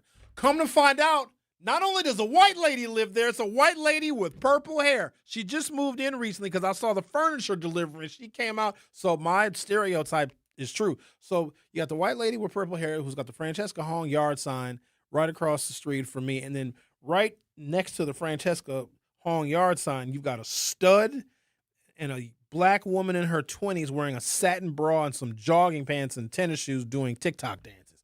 And this is what I see. This is why I love Milwaukee so much. Where else can you see? Is that the style? Because I know butt cheeks are the style. Girls of all ages are wearing shorts with butt cheeks. What? Yeah. Why would you? I mean, not.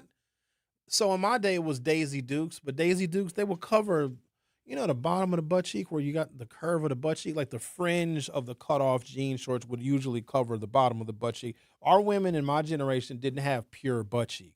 Now these women look like they're wearing panties. Yeah, we want to see the undermeat. Undermeat flopping around.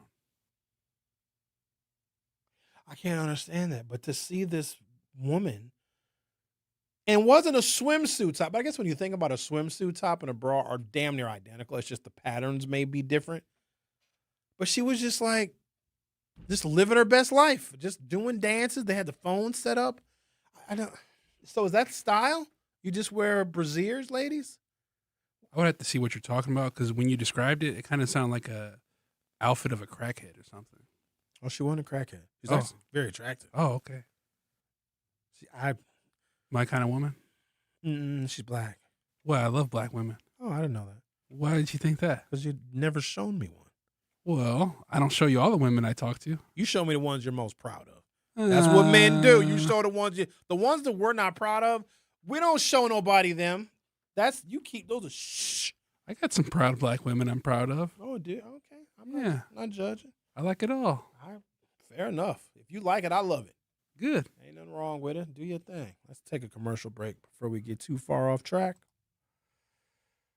Going to talk about Black Gen Z, Black Gen X travelers, but also some details about African-American hospitality. Ladies and gentlemen, I want you to start thinking about this because we're going to do a deep dive into this because I want our level of service that we provide to one another, of course, but also when travelers come to Milwaukee, especially when the Black Travel Summit comes here. Listen, we got to be nice because they're going to be blogging about our city. You understand that? We have an opportunity to showcase our city in a way that makes more people want to come. And the more people that come, the more entrepreneurship opportunities, the more damn CMOS we can sell. So I think that we need to put our heads together now before they get here. Now, we got some time. We got about 2 months before they get here.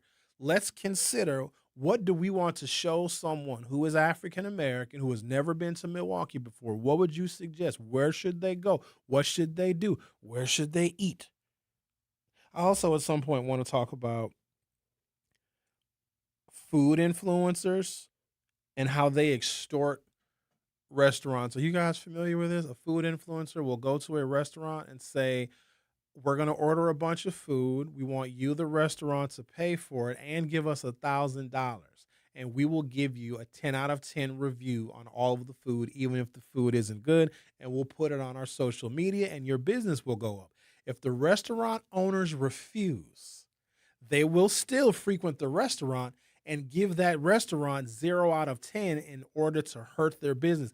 That's extortion, but that's what some of these food influencers are doing. I'm not going to name any names, but if you watch some of these food influencers on your social media timeline, and if they give everything a 10 out of 10, you know damn well there ain't no restaurant in the city where everything you order is 10 out of 10. You're going to have some 2s. You're going to have some 3s. You might have a 5. You might have a 6. They say everything is 10 out of 10. It's because that restaurant owner paid. They got extorted. It is a horrible, horrible racket, but I'm fascinated by it.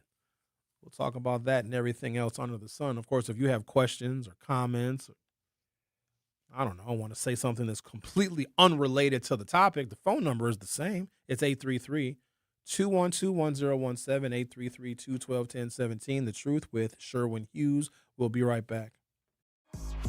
Don't touch that dial. The Truth with Sherwin Hughes will be right back on 1017 The Truth, The Truth app, and 1017thetruth.com.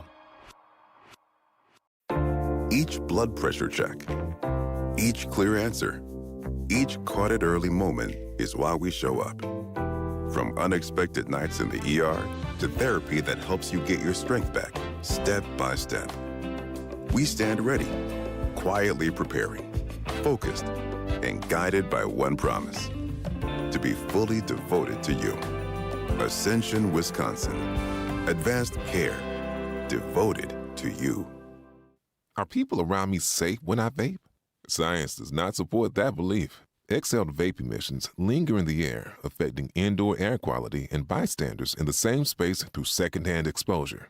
Vaping emissions can also accumulate on clothes, hair, dust, and furniture, leading to exposure risks to bystanders of all ages. And vaping around a pregnant person can lead to serious health impacts on fetal and childhood development. Enough with the puff. Learn more at ul.org/vaping. My mom has decided to learn to paint, and she's good. My dad's now into creative cuisine, and I've already put on 6 pounds. Learning new things comes with age. My mom, she started forgetting my name and what we're talking about. Forgetting well-known things doesn't. Memory loss may be a sign of Alzheimer's disease. Early detection gives you and your loved one time to plan for the future. Learn the warning signs of Alzheimer's at 10signs.org. Brought to you by the Alzheimer's Association and the Ad Council. The possibility of lung cancer can be pretty scary, especially if you're one of approximately 8 million current or former smokers at high risk. That's why SaveByTheScan.org wants you to know that now there's a breakthrough low-dose CT scan that can detect lung cancer early, and it only takes 60 seconds. You stop smoking, now start screening. For an easy quiz to see if you're eligible, visit SaveByTheScan.org. It could save your life. SaveByTheScan.org is brought to you by the American Lung Association's Lung Force Initiative and the Ad Council. Reading aloud to children sharpens their listening skills, expands their vocabularies, and nurtures a lifelong love of reading. That's why Reading is Fundamental, the nation's leading children's literacy nonprofit, offers free monthly read-alouds by popular authors through its Rally to Read program. Visit rallytoread.org to watch the read-alouds and discover exciting reading activities for school and home. Visit rallytoread.org today. We asked parents who adopted teens to share their journey. When I met both of them, it was like my missing pieces were found. Like it was just like an instant, these are my kids. If you're considering adopting a teen, just do it. Kids need families. I don't care the age, everybody deserves a family.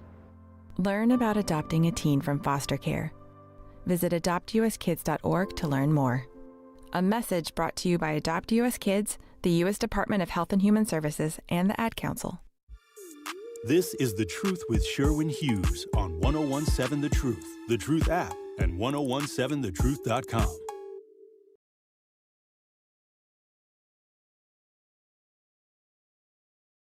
Why is this happening? My music is playing on my phone. Hold on. Everybody relax. I said calm down. There you go. Don't you act surprised? Well, I know it felt good, don't it? I missed the taste of it, and I will write my name on it. My only plan for the night is come till you cry. This kind of a naughty song. Maybe I should turn that down a little bit. It's a good song, though. I'll be singing that tonight. To who? Yourself? You got a date tonight or something? Oh, yeah, more after the show, but yes. All right, then. Knock it out, brother. Lady B says, Xavier, I know what you look like, and I will probably just say, hey. Not really. A city girl says, a 7-year-old named Fred. Yeah, you had no chance, Sherwin. I'd have kicked Fred's ass. Millicent tried to sick her grandson on me. I was like, I'm ready for dude. Bruce City says, have you been to the north side lately? It's a hellhole. Depends on where. I live on the north side. My north side ain't a hellhole. Black people, can we also get this right? The Harambe neighborhood ain't the damn east side. East side in Milwaukee is east of the river. Everything that is west of the river is not the east side. Stop thinking just because it's that way, it's the east side. East side is a very specific, defined part of the city of Milwaukee. We call every damn thing the east side. Harambe is not the east side, y'all. Holton and Hubbard, that's River West. That's not. No. East side is east of the river. Lady B says, if I see Sherwin out, I would give him a hug. Hold on. Wait a minute now. Don't just be coming up to me. What if a man said that? If he just saw a woman, like, we can't just go up to women and hug them. Why don't women think they can take these kind of liberties? What about my personal space? Gonna come up to me and hug me. Something else. I've told you guys this before. It's a pet peeve of mine. Like, respect people's boundaries. I'll meet somebody for the first time, and I'll reach my hand out. I don't care if you're a man or a woman. I'm shaking. Hey, nice to meet you. That's what I do if I meet you for the first time. And then they say some stuff like, I'm a hugger. Yeah, but I'm not. If I know you, yes, absolutely. If I don't, don't do that. And they do this, and women do it too. I'm a hugger, and they do this thing. Bring it in. Come here. And if you don't hug them, then it's awkward. But here's the thing. It makes the person rejecting the hug feel awkward. A hug is an intimate gesture. You know? I prefer not to. And just a rule of thumb, if you're a hugger, maybe reserve that for like family. If you're meeting like a family member for the first time, or someone is new to the family, it's somebody's, your cousin, your niece, your nephew got married. Oh, welcome to the family. And then you give them a little hug. That's a little different. But if I don't know you, you know what I mean? You might be trying to pick my pocket or something. Exactly. Everybody ain't no damn hugger. Lady B says she's too classy to wear booty shorts. Good. Not really a city girl says the white girls are in the shortest shorts. I'll tell you what. Look at some footage of Water Street or Brady Street on a warm summer night on a Friday or Saturday. You will see many, many black girls and many chocolate booty cheeks. They wear damn near panties out there. It's so wild. And you can't, as a man, you can't even say nothing about it. Because it's almost like if we suggest that women dress a little more modest, because we know men way better than y'all, okay? And we know that some men take that as an unspoken invitation. So here's what's crazy about this. If we say, hey, ladies, you know what I mean? Just a little more modest, maybe tone it down a little bit. You know what women will do? They'll dress even more slutty because we told them to turn it down. Go, by all means, listen here. I just do whatever you're going to do. Let me also say this. I'm not going to protect a woman I don't know. You just need to know that about me, because you can't get yourself in a situation as a grown woman making a bad decision. Get yourself in a situation. I don't know you. Well, I'm going to risk my life. Now, this dude wants to shoot me. I don't know. Now, neither one of you. I'll record it. I'll send it to the Milwaukee police, but I can't do that. I learned that from a woman. Because I used to think, like, oh, if I see a woman in trouble, I'm going to save her. The woman that I was dating at the time, she said, you better not. You ain't going to be saving none of these other women that you don't know. Like, I don't need you getting killed saving somebody else. She said, you going to save me. You ain't saving nobody. I was like, word. She's like, and I can't use the word that she used. But she was like, don't save these H's. She was like, I'm a woman. I know some of these H's put themselves in that situation. They want somebody to come to their rescue. Just saying. I was invited to a hotel room by a woman, and I didn't go. And she got mad. Let me tell you why I didn't go. Because I didn't want to do what she maybe had on her mind, right? And what was that?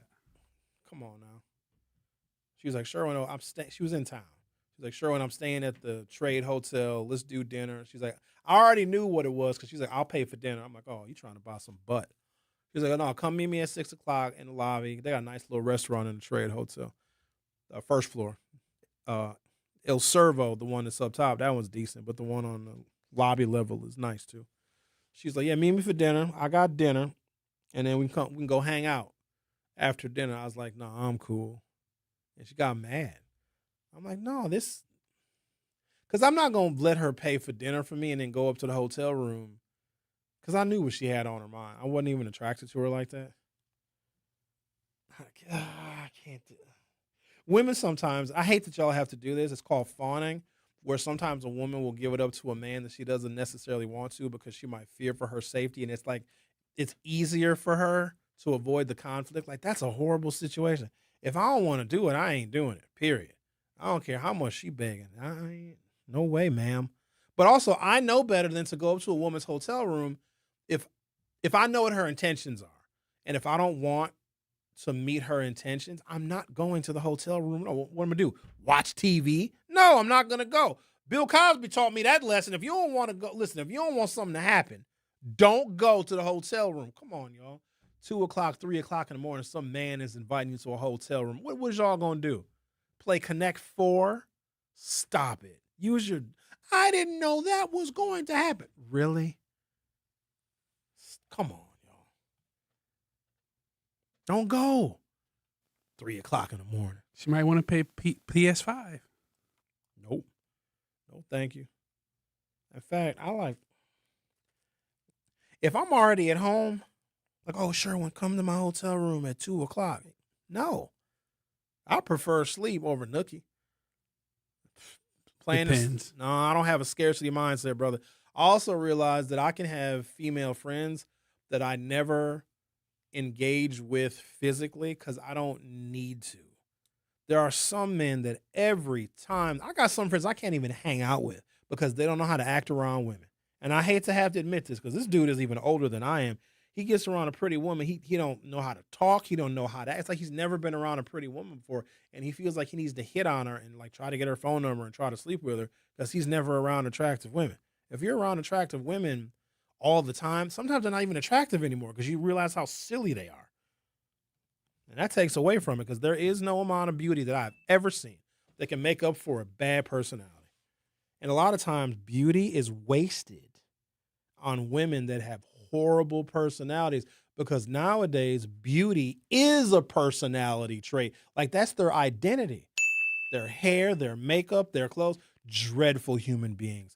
Hated by everybody, can't keep a friend, can't, honor their commitments. They're not a person of their word. They can't keep a job. They always argue and fighting with people. They got bad energy. They got bad luck. Their mama don't like them, just those, but they're really attractive. And some men are just that stupid. If you see me out in the streets with a booger wolf, just know that her personality sparkles like a diamond and she is smart. Because I like smart women. I want to find a woman that's smarter than me. Because if I find one that's not smarter than me, conversation gonna fall flat real quick. So she might be kind of booger wolfy, but just think, oh, she probably is a candidate for a PhD from one of the many universities. I was supposed to be talking about black millennials and traveling and black Gen Z, and we talked about booger wolves. Okay. The Truth with Sherwin Hughes on 101.7 FM. We'll be right back. The Truth with Sherwin Hughes returns after this on 101.7 The Truth app, and 1017thetruth.com. Not completing high school is more of a social thing than it was an academic thing. Even though all these years have passed, I still had that longing to have my diploma. At age 30, Carissa finished her high school diploma. If you're even considering getting your high school diploma, you can do it. No one gets a diploma alone. If you're thinking of finishing your high school diploma, you have help. Find free adult education classes near you at finishyourdiploma.org. That's finishyourdiploma.org. Brought to you by the Dollar General Literacy Foundation and the Ad Council. Hear that? That's the sound of your life. Perfectly imperfect. Beating in rhythm to the world you've created. But every time you drive after drinking, the music gets drowned out. Your life sounds pretty great. Don't let a buzz ruin it. Buzz driving is drunk driving. Don't drive buzzed. A message from NHTSA and the Ad Council. Doctors Without Borders is delivering life-saving medical care where it's needed most in communities around the world.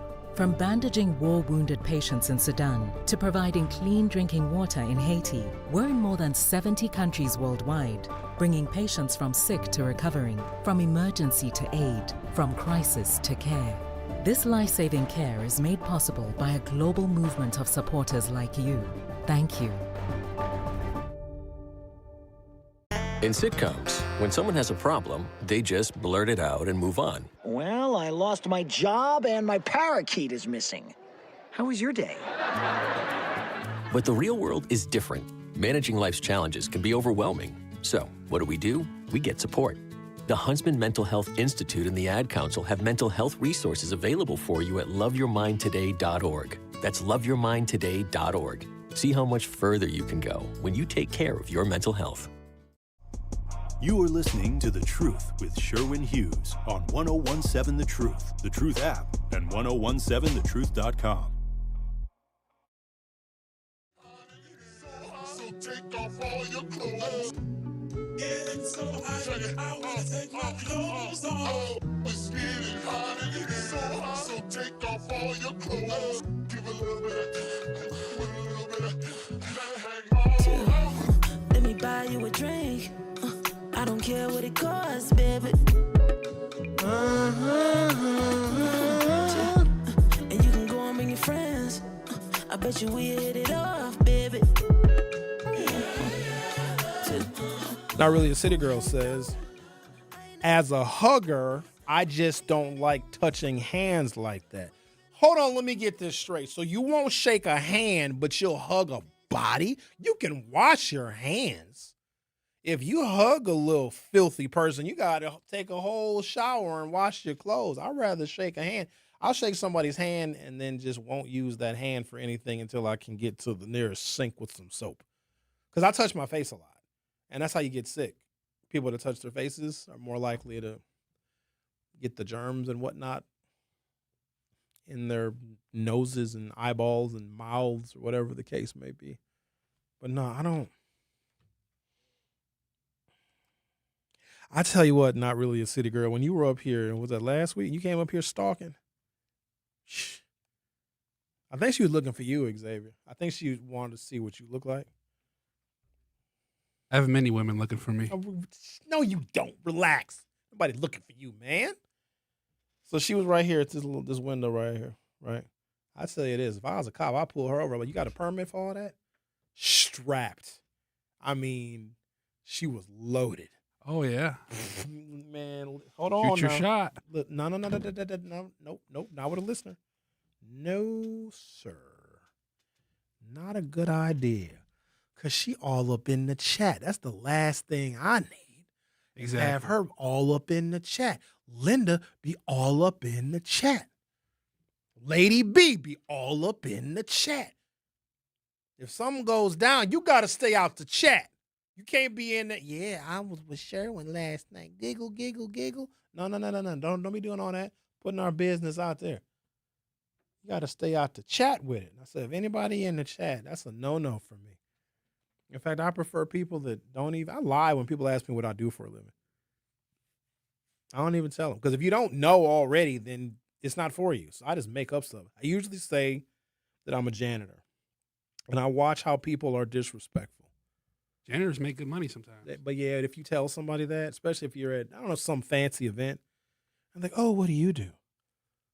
I janet. Like, huh? I'm a janitor.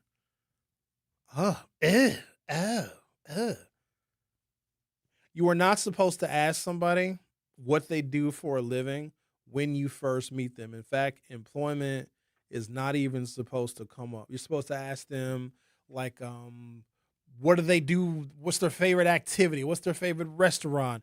What do they like to do for fun? You got to talk about everything else except what they do for a living, because what somebody does for a living should not be their identity.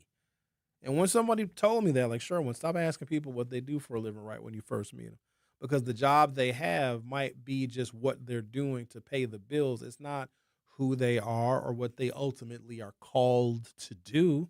It could be very embarrassing for somebody. Like if I ask somebody what they do for a living and they say OnlyFans, I'm like, oh, okay. I don't want to judge them on that. You got to sell pictures of your butt because you got to pay your rent. I don't judge anybody for having to sell butt pictures. It's a good job. Listen, if you like it, I love it.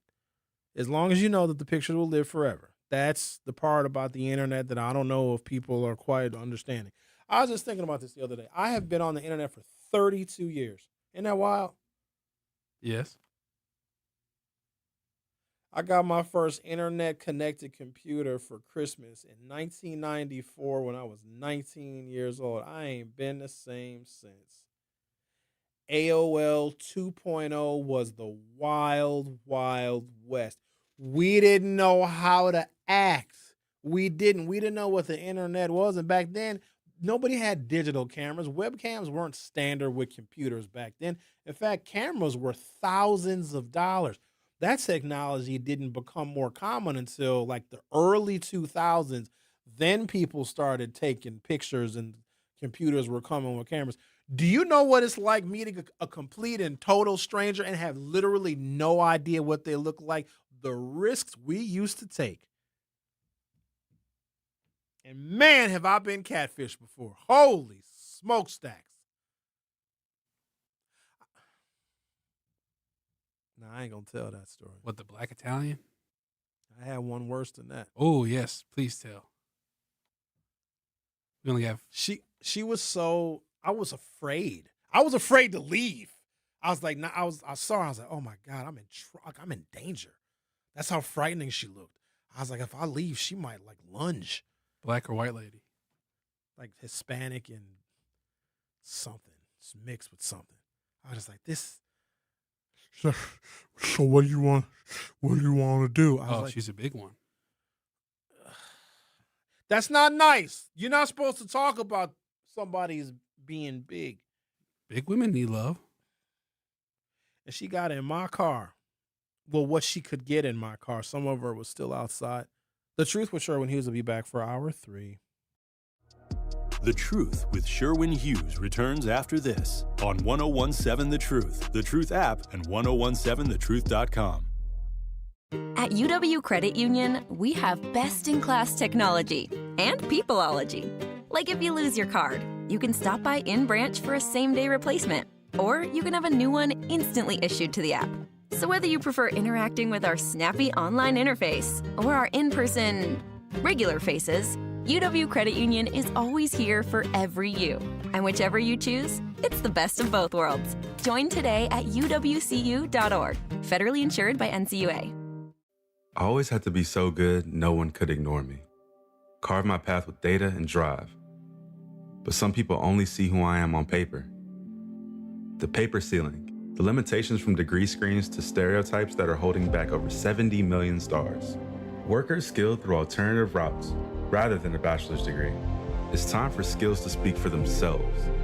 Find resources for breaking through barriers at tearthepaperceiling.org. Brought to you by Opportunity at Work and the Ad Council. I'm Chris Jakovic. I served in the United States Air Force and I deployed 3 times. So in 2017, I was serving as an Air Force First Sergeant. Our motto in that role is my job is people, everyone is my business. But unfortunately in that year, I would lose my own brother, Lance Corporal Adam Jakovic, to suicide. The majority of veteran suicides are from guns. I store my weapons securely, not only for myself, but for my family. Store all your guns securely. Help stop suicide. My service never stops.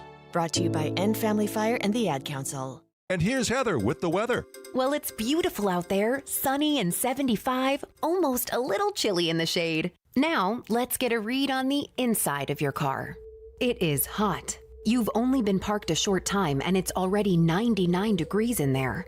Let's not leave children in the back seat while running errands. It only takes a few minutes for their body temperatures to rise, and that could be fatal. Cars get hot, fast, and can be deadly. Never leave a child in a car. A message from NHTSA and the Ad Council.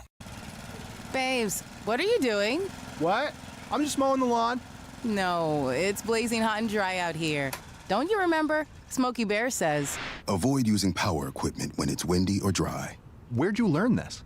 Oh, it's on SmokeyBear.com with many other wildfire prevention tips. Right. Thanks, honey bear. 'Cause remember, only you can prevent wildfires. Brought to you by the USDA Forest Service, your state forester, and the Ad Council. Milwaukee Black Talk lives here on 1017 FM and 1510 AM, W269DL Milwaukee, and WGKB Waukesha, live from American Family Assurance Studios.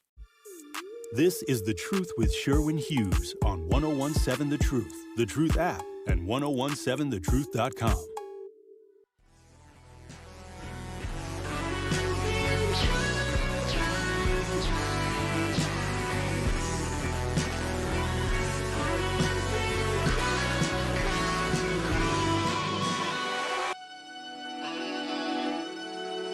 On the highway and I'm thinking that I love her. On the highway and I'm thinking there ain't no rubber. On the highway with my significant lover. Welcome to hour 3 of The Truth with me, Sherwin Hughes, talking about traveling and vacationing and the African American traveler. We are a significant industry, spending almost $150 billion a year on travel, vacation, and leisure. Also a good segue to what's coming to Milwaukee in a couple of months, the Black Travel Summit. This is a group of online content creators that travel all over the world, and they showcase the experience of traveling while Black.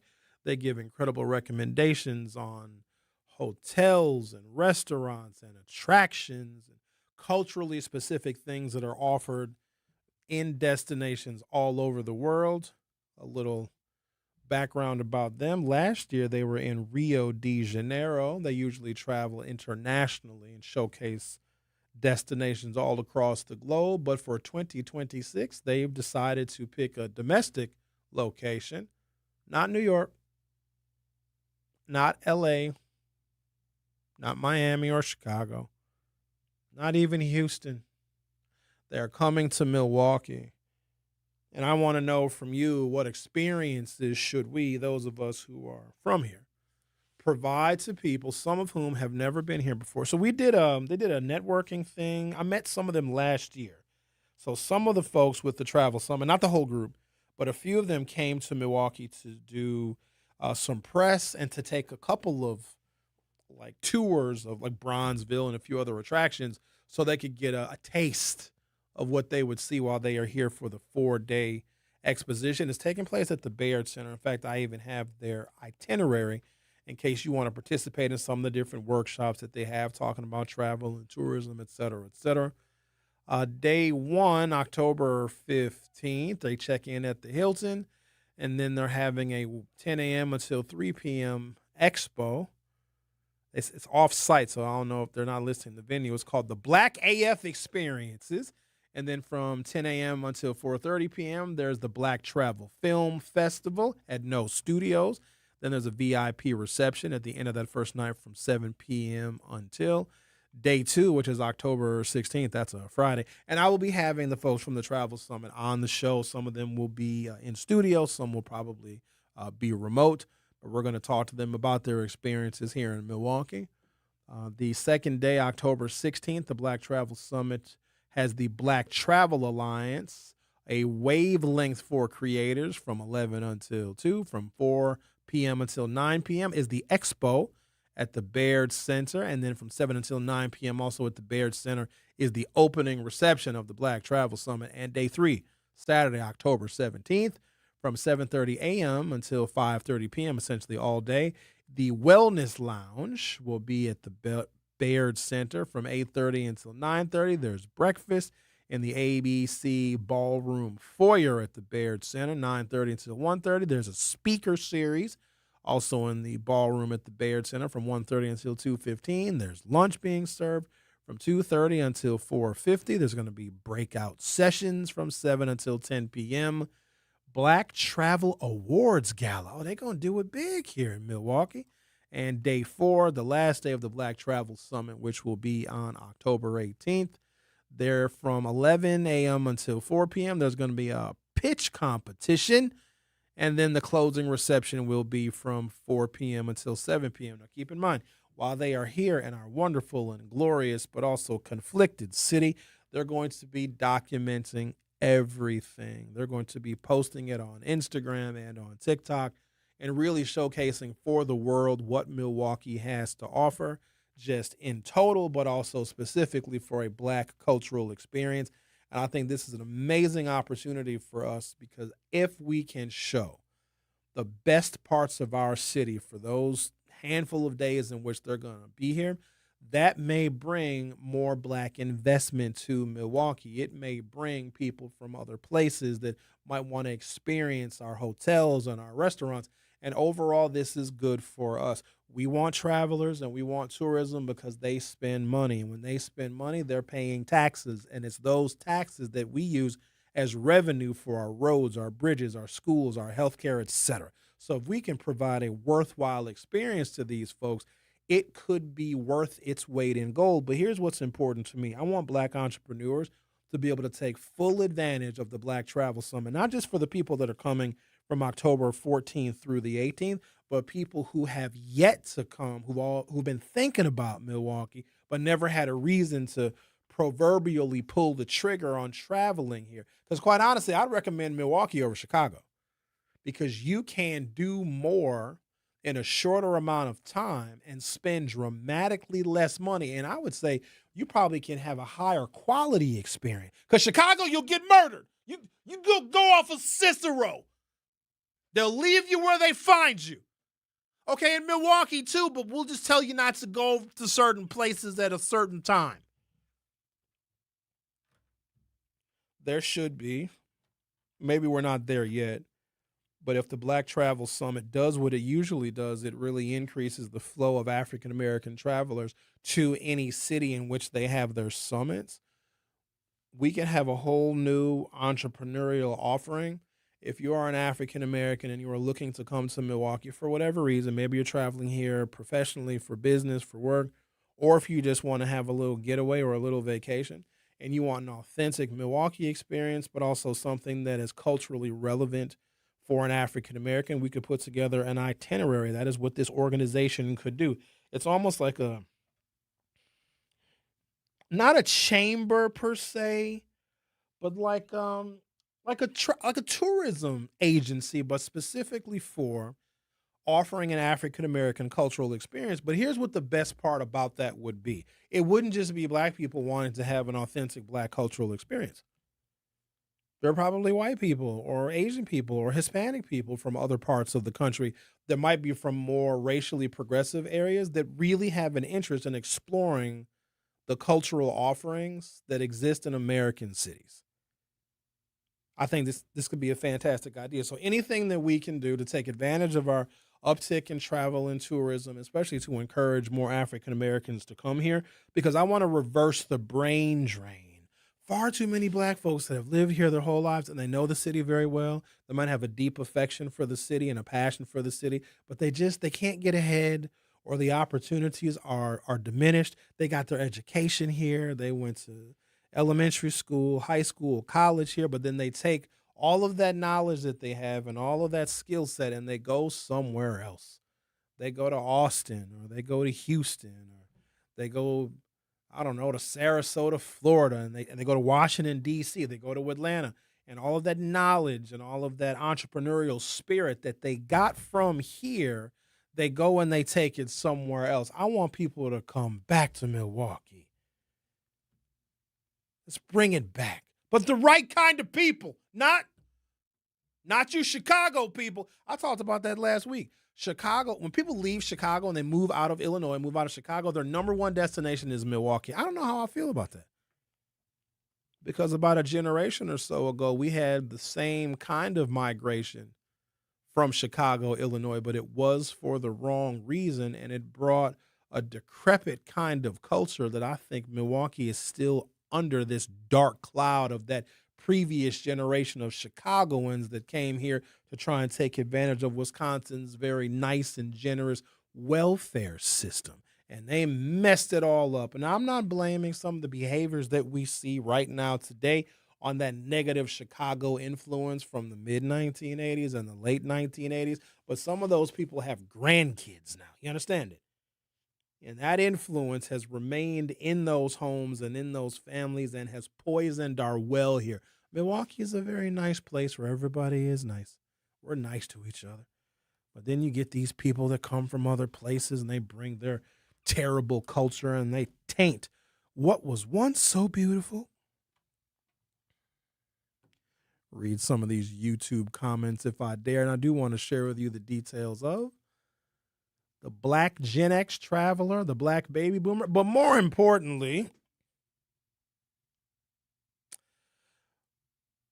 Black people in the service industry. So Black Travel Summit is coming in a couple of months. We got time to prepare and put together a series of itineraries for people, which I am willingly going to share with them, because when we start doing interviews with people from the Black Travel Summit, I'm going to say, hey, Black Travel Summit people, because I got to be real nice to them because I want them to blog positively about Milwaukee. I'll say, my listeners have put together a wonderful set of events and places and spaces and cultural attractions that you should visit, but I worry about the level of service they are going to get, because the Black Travel Summit people may not necessarily identify themselves.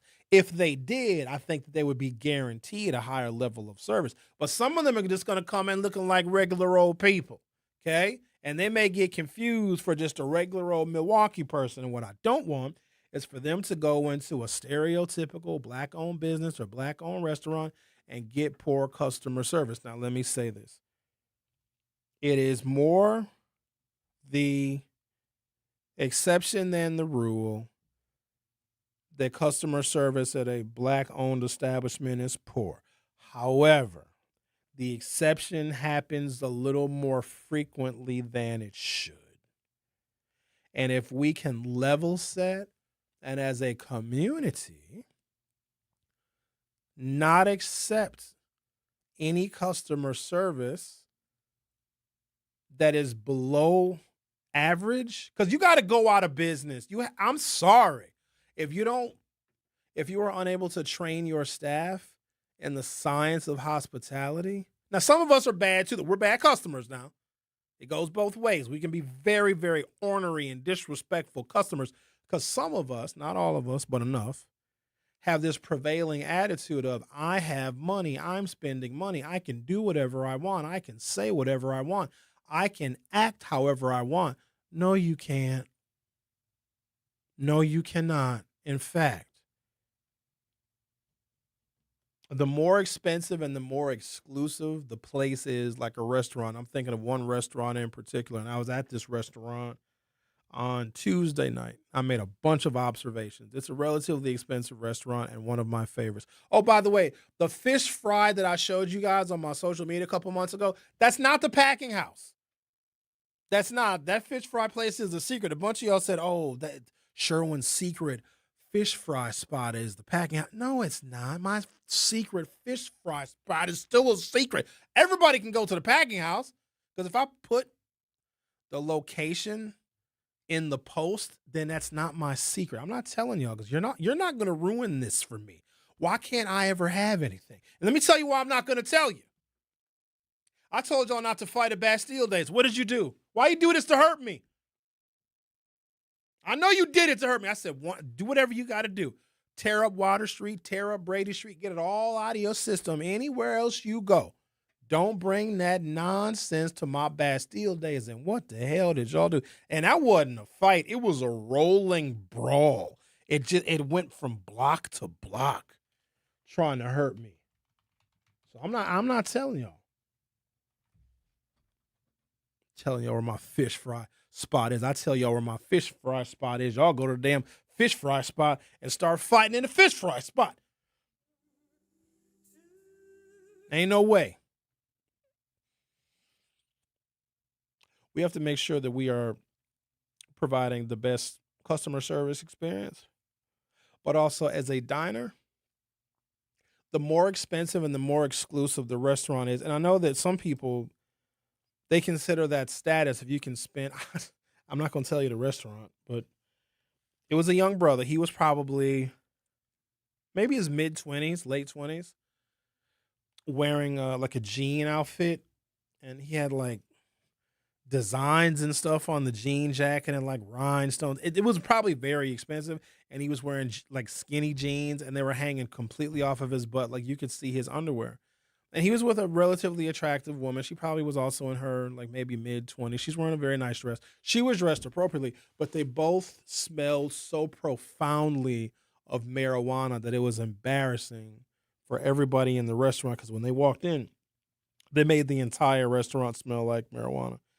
And I could tell that they were big spenders because of where they sat. And at this particular restaurant, there's a very small section that is reserved for like VIPs. And you got to spend a boatload of money to be seated in this section. So if you walk into this particular restaurant, it's always going to say reserved. All the tables in this little section are always going to say reserved, even if, because you can't make reservations for those seats. They have to put you there, you see. And they put this brother in, he was sitting next to me and just made the whole place. And then they got to drinking and they got all loud. The more exclusive of a space you are in, the more sophisticated you need to act. So we have to learn. And I think a lot of us just haven't learned this. There are places where you can go and you can be loud and you can be obnoxious because there are places that cater to that. They want that. That is the mood and the atmosphere of certain locations. But when you go to the upper echelons of places, you got to act accordingly because these restaurants, one of the reasons why they're so expensive and so exclusive is because they have curated their own culture, just like they have curated what I believe is one of the best menus in the city. But here's where I take issue with one of my friends because I got a restaurateur friend that recommends, like, this dude knows food unlike any other human being I've ever met. What I think is the best restaurant in the city of Milwaukee, he thinks is subpar. So he and I fight about that. So why don't we do this? I'm going to take a break, come back. Todd, we'll make it a short break for you. We're going to talk to Todd on the other side, get his thoughts, feelings, and opinions about things. I still ain't talked about these damn black millennials. I mean, what is this here? Where's the damn black millennials? Do we care about the black? We'll do it all when we come back. Don't worry, we got time. The Truth with Sherwin Hughes will be back shortly. The Truth with Sherwin Hughes returns after this on 1017 The Truth app, and 1017thetruth.com. Milwaukee, mark your calendars. Truth Family Fest on Saturday, August 22nd from 11 a.m. to 2 p.m. at Riverside University High School. Interested in volunteering? Visit truthfamilyfest.com or by emailing Sierra, CIERRA.brown@MilwaukeeBlackMedia.com. Special thanks to Educators Credit Union, American Family Insurance, Milwaukee Public Schools, Artists Working in Education, City of Milwaukee, Department of Community Wellness and Safety, AB Core, Tap In MKE, and Ascension. Milwaukee, have you ever lost power in a bad storm and then opened up a bill that was somehow higher than the month before? Or gotten a disconnection notice, fallen behind, and just couldn't catch up? We've been through a lot together. Now We Energies wants to raise rates again. The Public Service Commission is listening, and this is your chance. Comment now. Or come speak in person at Marquette University the first week of September. Learn more at walnutway.org. Looking for fun, adventure, and family-friendly activities this summer? Discover Milwaukee's Urban Ecology Center with locations in Riverside Park, Washington Park, and Menominee Valley. Explore hiking trails, family programs, outdoor adventures, community events, and opportunities to connect with nature right in your neighborhood. Whether you're looking for a weekend adventure or a summer-long experience, Urban Ecology Center has something for everyone. Learn more and register today at urbanecologycenter.org. Nature is closer than you think. When a warrior faces adversity, he fights through it. He finds a way. Freedom isn't free. Rolling strong. Belief Believe you can, and you will. Wheelchairs for Warriors provides mobility solutions to veterans and first responders injured in the line of duty. Join the mission and visit wheelchairsforwarriors.org. Here's the deal. We gotta set ourselves up. See, retirement is the long game. We gotta make moves and make them early. Set up goals. Don't worry about a setback. Just save up and stack up to reach them. Let's put ourselves in the right position. Pre-game to greater things. Start building your retirement plan at thisispretirement.org. Brought to you by AARP and the Ad Council. You are listening to The Truth with Sherwin Hughes on 1017 The Truth app, and 1017thetruth.com.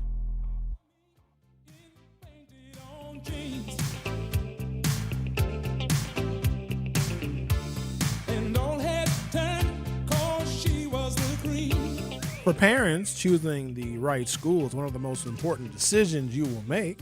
At Milwaukee College Prep, they don't take that responsibility lightly.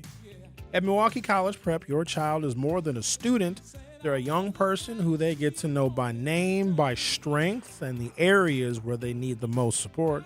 Together as a family and a school, they'll work together every single day to help your child learn, grow, and build the confidence to reach their fullest potential. Milwaukee College Prep would love to meet you and your child in person to share more about how you all can work together. Don't wait. Seats are, in fact, limited.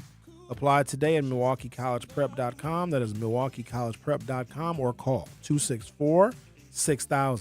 414-264-6000.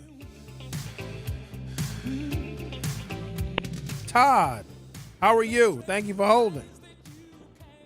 What's going on, man? I'm just Hey, I was out. calling about that fish spot that you holding back on. No. Man. You need to get that spot up, man. No.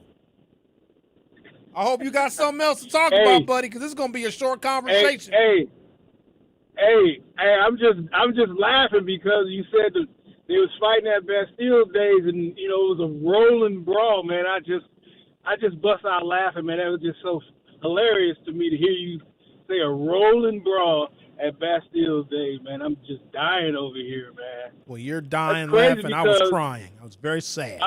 Man, I'm like, man, this is what's destroying Milwaukee. These fights at these events, man, it's crazy. Brady Street, I watched it unfold online, man. It's ridiculous, man. How you can go out there and people we're gonna meet at Brady Fest and we're gonna fight at Brady Fest. I mean, why are we doing that, man? It's ridiculous. It's ridiculous, man. We need to stop that, and that's the reason why I stay in the house. I don't go nowhere. Because we don't know how to have fun no more. Can't just go somewhere and act like we got some dang sense, buy a few trinkets, something to eat, and look at the pretty ladies walk by. What's wrong with that? That's all we trying to do. Look at the pretty ladies walk by. Look at the pretty ladies walk by. I mean, God. But now, they just coming out to fight. I don't understand it. I think a lot of them boys, they're gay.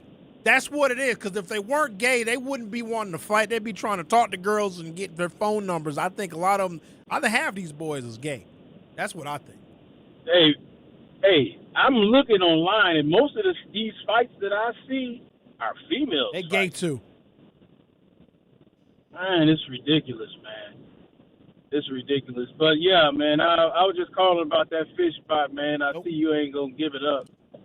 And why would I say it now? Like now while you're on the phone and everybody and their mama is listening. There ain't no way. Because if I mentioned it, y'all would flock there. And the last thing that I want is I can't get a table at my spot because all of y'all taking up all the good seats. Goodbye, Todd. I'm not telling you. Packing house ain't that bad, though. Well, there you go. Go to the packing house. Tell them I sent you. Ask for Chris. Say Sherwin sent me. They'll take care of you. Have a good one, man. All right, you too. Yeah, go to packing house. They got good prime rib. Got lunch specials. Got live music on Wednesdays and Thursdays. Got real nice outdoor seating. Got a nice little patio. Got a little fireplace on the patio. It's nice, huh? Going on a packing house. Be like, hey, Sherwin sent me. I mean, it ain't going to get you nothing free. Don't be trying to do that because some of y'all try to use my name, get free stuff. And it's actually worked. Stop doing that. Hi, Sherwin sent me. Oh, he did. Here, have a free entree. No, don't do that. Stop getting free stuff in my name. Y'all over here cheating the system now. Be nice. Bunch of cheapskates. And here's the other thing now. If I give you a recommendation and you say, oh, Sherwin told me about this place, I swear to God, you better tip or I'll come to your house. Don't use my name and then leave a 9-cent tip. I'll come get that tip money out your ass if I have to. Don't do that. Don't make me look bad. Like, oh, wow, Sherwin recommended a lot of people come to the restaurant. Oh, the whole dining room is packed. The whole tip total for the whole black part of the dining room is $9.48, but order $18,000 worth of food and drink. Don't do that. You are paying for the experience. You are paying for the service. You're paying for somebody to clear the table, fill your glasses, bring you more salt, pepper, bring you more ketchup, bring more A1 for the steak. Don't put A1 on your steak. This is not Applebee's. You want to put A1 on the steak? That's the steak you make at home, not a restaurant steak. If I see somebody putting prime A1 steak sauce on prime rib, I'm going to take that steak off of your plate. I'm going to eat it in front of you. You don't want me to eat your steak in front of you? Don't put A1 steak sauce on it. These damn black millennials. Where are they at? Let me see. Black Gen Z. We did black millennials already. Gen Z appears particularly price sensitive. MMGY reports that affordability is one of the stronger destination considerations for African Americans born in the Gen Z generation. They're also coming of age in an environment where inexpensive airfare searches, Airbnb-style accommodations, social media travel communities, and instant destination information make travel substantially easier to organize than it was for previous generations of the same age. Black Gen X. Gen X often gets overlooked in discussions dominated by millennials and Gen Z, and that is a mistake. Gen X, now largely in its peak earning and wealth building years, roughly ages 46 to 61 in 2026, the broader American travel market frequently shows extremely strong travel participation among Gen X African Americans. For example, one U.S. Travel Association / Ipsos poll found that 61% of Gen X adults planned leisure travel within 6 months, higher than the younger generation surveyed at the time. So, Black Gen X is likely particularly economically valuable to destinations, even when younger travelers generate more social media buzz. And then there's the Black baby boomers. Black baby boomers behave differently, according to the article. MMGY reports that word-of-mouth recommendations from family and friends are especially influential amongst Black boomers. They also place relatively heavy emphasis on affordability and value. Older Black travelers also grew up much closer to the era when American travel itself was actually constrained. The last edition of the famous Negro Motorist Green Book was published only decades ago. Consequently, some older Black travelers came of age when questions such as, will we be welcome there, were considerably more consequential than they are for many younger travelers.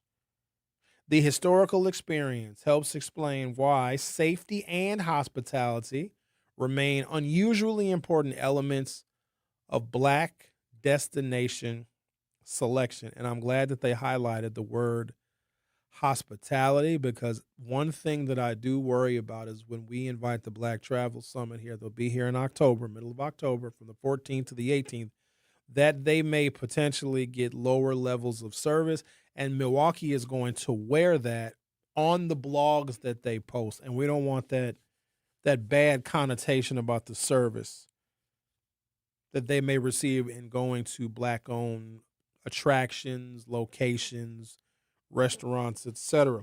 but there's a reason for it. And I do want to have a conversation about hospitality. So we are underrepresented in the service industry in jobs and positions that interact directly with the public. If you go out a lot in Milwaukee, and if you go out downtown in particular, absolutely black servers exist, but we are such an incredible minority. Typically, if there's African Americans working at top-notch restaurants or highly rated restaurants, or maybe even some of these Michelin-rated restaurants that we'll find out about early next year, the black people are in the kitchen washing the dishes, or we are bussing the tables. We are not oftentimes hired as servers and as hosts and hostesses. Now, absolutely, we do get hired sometimes, but our numbers are much lower, so it's not really a part of our culture, waiting on tables and working in the restaurant industry. In some white families, and I know this, I mean, it's an anecdote, but I know this firsthand, the grandmama was the waitress, and the mama was a waitress in college, and the daughter going to UWM or going to Marquette, she's a host or a hostess at one of these low bars or restaurants, whatever. So it's cultural for them, where it's less so for us. Let's talk to Kenya. Hi, Kenya. You're on 101.7 The Truth. How are you? I'm good, Sherwin. I had to call in again when you talked about the packing house, because every time I hear about the packing house, it's a trigger. Based on the guy being on your show before, talking about the packing house and how wonderful it was, and, you know, Sherwin always went there. It was a Valentine's Day, and my guy had to work, so he was going to take me to lunch for Valentine's Day to miss the crowd. When we got there, it was hardly anybody in there because it was lunchtime. And we were waiting and waiting, and they kept ignoring us and kept on ignoring us. And I said, oh, yeah. I said, Sherwin mentioned this place. So finally, the lady, she took us to a seat. I can tell you exactly what we had. I had the seafood platter. He had the walleye, almondine. We had 2 appetizers. So during the course of the meal, we even asked the lady for some extra napkins. And the lady said, I already gave you enough napkins. And she walked away. So then after that, we were so upset. The bill was, and we gave her, with the tip, we just left $120. I said, give her money, because otherwise the next black person come in, she will spit in their food, because obviously she did not like. Okay, I'm sorry. This is this, and then I actually called back to ask to speak to the manager. Is it Chris or Mike? Chris, the owner, because he was on the radio. Yeah, it was Chris. When was this, Kenya? Was this a while ago? How long ago? This is some years ago. Yeah, it was, and that's why I said I would never go back. It was in 2019. Oh, that was a long time ago, every time I would try.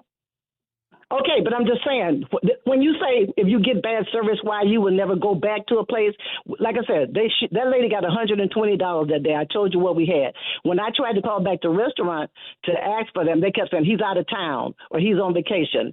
They never would let me talk to him. And so after that, I said, okay, that was my bad experience. One bad experience, hey, maybe things have changed, but I've never been back to, never wanted to go back. And like I said, he went, and I'm not young. I'm 72. So we didn't come in there acting up or anything like that, but it was the worst experience. I never, even to say I gave you enough napkins, but like I said, when the minute. That was what made it. How was the food? Was the food okay, Kenya? I didn't say anything about the food. She got $120, but service goes along with the food. I mean, they cook everything the same. All right. They cook everything. So, like I said, walleye almondine, I had the seafood platter, we had the appetizer. But like I said, when we walked in the door, they actually, and it wasn't as if it was packed. They I had to say something before somebody finally acknowledged we were there. And then I threw your name in there. I said, oh, yeah, Sherwin said this was a nice place, and I heard it on the radio. And then they finally set us down, but she set us down. But like I said, a napkin is, okay, if you got a couple of napkins and you eating, what's wrong with giving us a couple of napkins? Nothing. But like Kenya, I said, you talk about I'm in that generation that tips. Fair enough. Thank you for letting us know. So no packing house for me. And like I said, I never got to talk to Chris because they wouldn't let me talk to Chris. I'll take care. Thank you, Kenya. That's 7 years ago now. Hold on now. That's before COVID. That's a long time ago. First of all, she said she left $120. What she just said she ordered cost about $120. But okay, fine. If everybody experienced 2019, she's like, oh, I'm 72. Yeah, but Kenny, when you went, you was in your 60s. You know what I mean? That was a while ago. I know that he has cycled through quite a bit of servers. I'm telling y'all, I know this firsthand. It is very difficult to find competent restaurant servers because the restaurants and it's not a big percentage. Some servers are bad news, but the good ones stay because those managers and those owners will not get rid of a good server. And so sometimes you just got some Rudy poos, some poop butts. Well, I'm sorry, Kenya. You had a poop butt. In 20, oh, look at the phones lighting up. Hold on now. Don't you call here complaining about the packing house. Not today. I got to take a commercial break. Y'all over here tripping. I got to take a break, right? I'm over. Okay.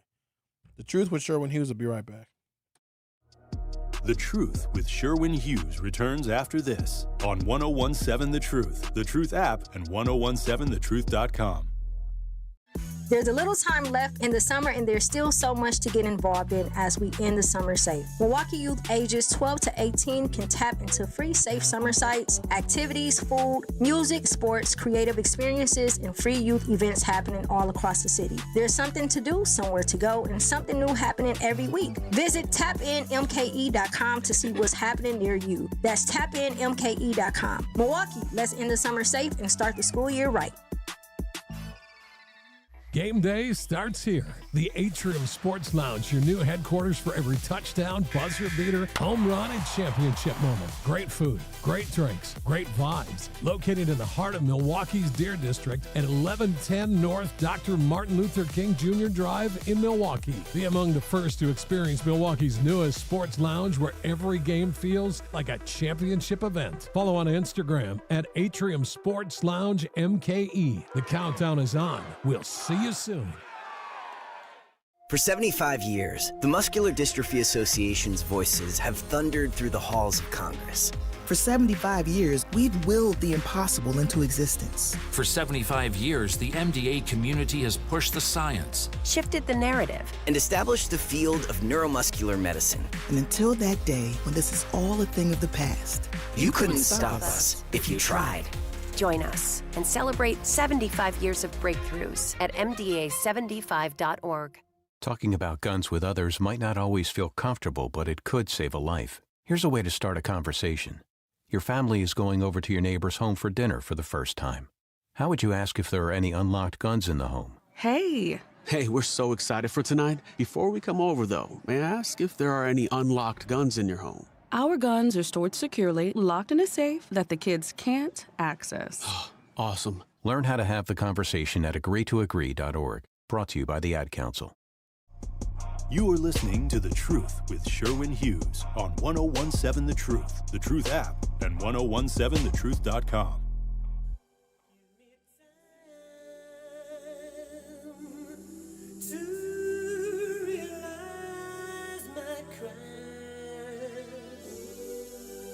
Let me love and steal.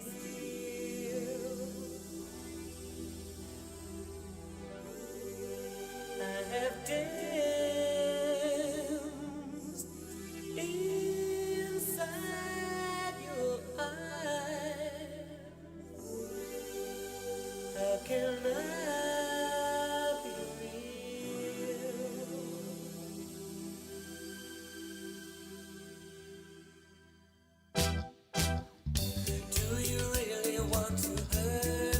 Why y'all want to hurt me? Do you really want to make me cry? Why you want to make me cry? Precious kisses, words that burn me. Lovers never ask you why. Are your finances low, your mindset off track, or are you ready to get into real estate? Tune into the Journey with Coach Erica every first and third Saturday from 11 a.m. until noon on 1017 The Truth. It's all about mindset, money, and real estate, helping you take the next step toward building a better future. Are you looking to discover and support local businesses in our community? Then make sure you tune in tomorrow at 8 a.m. to Truth in the Morning with Homer and Bailey for What the Business Is. Every Friday at 8 a.m., you'll hear from local business owners as they share what their business is, where they're located, and one valuable lesson they've learned along the way.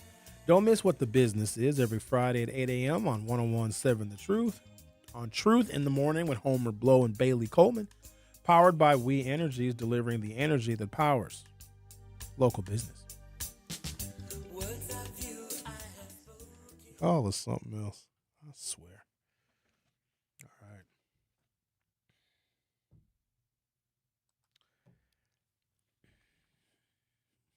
Here we go. The available evidence does not support saying black servers provide poor service because black people have little experience waiting tables. In fact, the research points to a much more complicated feedback loop involving occupational representation, training, customer expectations, racial perceptions, and tipping behavior. Now, I'm going to talk about this because when our friends from the Black Travel Summit descend on our city, and I don't even know how we got such an honor because they usually travel to international destinations, but this is an opportunity for us to showcase the best of who and what Black Milwaukee has to offer when we welcome weary travelers. I just don't want them to post on social media and to do their videos and their YouTube videos of poor experiences that they received in Milwaukee, because ultimately that's going to hurt us, hurt our image, and potentially diminish more African-American travelers coming to Milwaukee. And ultimately, we want people to enjoy Milwaukee and come back and to move here and to buy houses and to get jobs here and to pay taxes and to help diversify the population that we have here. We've experienced a lot of what we call brain drain. A lot of people lived here their whole lives. They grew up here, went to school here, but then they leave and they take their talents and their earning potential somewhere else. We want to bring that back. And with an organization like the Black Travel Summit, this is our opportunity. We can't mess this up. We're going to be on stage now. We got to show our best behavior. Could y'all not fight, please? Listen to me. Listen. You can make it up to me for fighting at Bastille Days. I'm still very angry about that, okay? Let's do this. No fighting anywhere in the city from October 14th to October 18th. Now, here, I got to make a deal with y'all because y'all like to negotiate. I can negotiate. I like to negotiate. I'm a shrewd negotiator. I'm a fair man, too, at the same time. I know it's some ass you want to kick. I know it is. Here's what you're going to do. You get their asses on October 13th, or you got to wait till the 19th. But from October 14th through the 18th, even if you see them, I know it's on site when you see certain people. And here's what I want you to do. When you see them, because you might see them between the 14th and the 18th, you might catch them slipping. And you know when you catch an op slipping, you want to take the opportunity. Here's what you're going to do. This is what you're going to say to the ops. You can be like, look here, I caught your ass slipping, but Sherwin has said we can't fight anywhere in the city from October 14th to the 18th. But I'm going to catch you on the 19th or later. I'm going to catch you before Halloween. I'm going to get in that ass. But I'm going to spare you today, okay? Because we got the Black Travel Summit going on. And Sherwin said he don't want nobody fighting while the black folks is here with their cameras rolling, because we don't need the Black Travel Summit documenting street brawls. That's a bad look. So I'm just asking you. So tell you what. What's today? 20th. Tomorrow's the 21st. See if you can catch them slipping this weekend and just get that ass whooping out the way so we're free and clear in October. If you catch, I probably shouldn't encourage that because then y'all actually will fight this weekend. Just no fighting between October 14th and 18th. And after that, kick ass again. Kick that ass. There is a legitimate topic, but we should separate the measurable facts from the casual claim. The available evidence does not support saying that black servers provide poor service because black people have little experience waiting tables. The fact In fact, rather, the research points to a much more complicated feedback loop involving occupational representation, training, customer expectations, racial perceptions, and tipping behavior. Number one, Black Americans are underrepresented among traditional restaurant servers. The latest Bureau of Labor Statistics race occupation data show that in the year in which we have the most recent information, which is 2024, there were approximately 1,786,000 waiters and waitresses actively employed in the United States. The occupation was 76.6% white, 9.5% Black, 7.4% Asian. So 3/4 of your waiters and your waitresses are going to be Caucasian. Only 9.5% of your waiters and your waitresses anywhere in America are going to be Black. That is significant because that is a very small share of our community that has actually versed and experienced in hospitality and on waiting tables. So imagine being a Black entrepreneur. You want to start a restaurant and you yourself have never waited tables and don't understand the very delicate dance that you have to do when you're dealing with hungry people that are sometimes drunk. That is not for the faint of heart, because I know I'm a monster when I'm hungry. I'm usually, when I'm drunk, I'm nice, though. I'm usually a sweetheart. I get, I'm very lovey-dovey. I don't even know why y'all be tripping. I'm not an angry person. But if I'm hungry, I'll come in a restaurant and start kicking over tables. It's not me, it's the hangry. You know how it is when you get hungry and angry. I'm a monster. If I ain't eating, I need a plate of food. And I just start taking food off of people's plates. But you have to be sensitive, though, to people when they're hungry. And it's a skill set you have to learn. I'm going to take a break, come back, talk more about the lack of experience that we have waiting tables and why our service might be subpar, because we may be comparing the service we get from a Black waiter or waitress to a Caucasian one who has been working in the industry and members of their family have been working in the service industry for generations. The Truth with Sherwin Hughes. Will be right back. The Truth with Sherwin Hughes returns after this on 1017 The Truth app, and 1017thetruth.com. Life's better with Drive My Way from American Family Insurance, because we know it's more than just a car. It's your escape pod, your adventure mobile, your memory maker.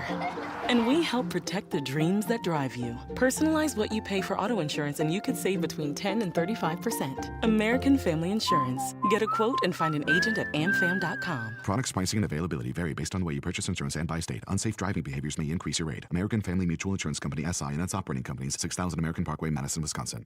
Are people around me safe when I vape?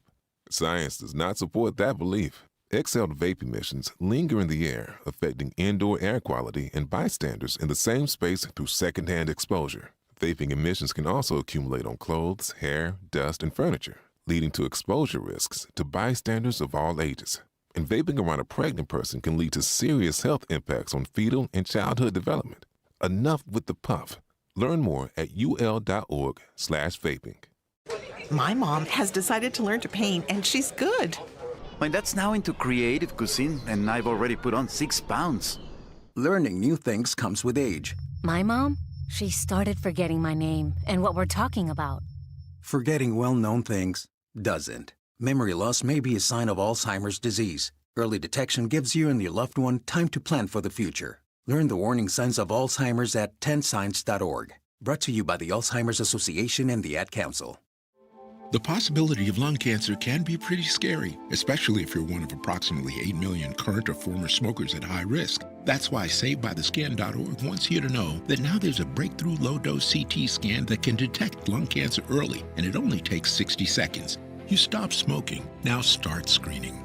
For an easy quiz to see if you're eligible, visit SaveByTheScan.org. It could save your life. SaveByTheScan.org is brought to you by the American Lung Association's Lung Force Initiative and the Ad Council. Reading aloud to children sharpens their listening skills, expands their vocabularies, and nurtures a lifelong love of reading. That's why Reading is Fundamental, the nation's leading children's literacy nonprofit, offers free monthly read-alouds by popular authors through its Rally to Read program. Visit rallytoread.org to watch the read-alouds and discover exciting reading activities for school and home. Visit rallytoread.org today. This is The Truth with Sherwin Hughes on 1017 The Truth, The Truth app, and 1017thetruth.com. It's only because someone requested it. Use it too. Just got my hair done. I'm acting brand new. Going out tonight, feeling sexy in my mood.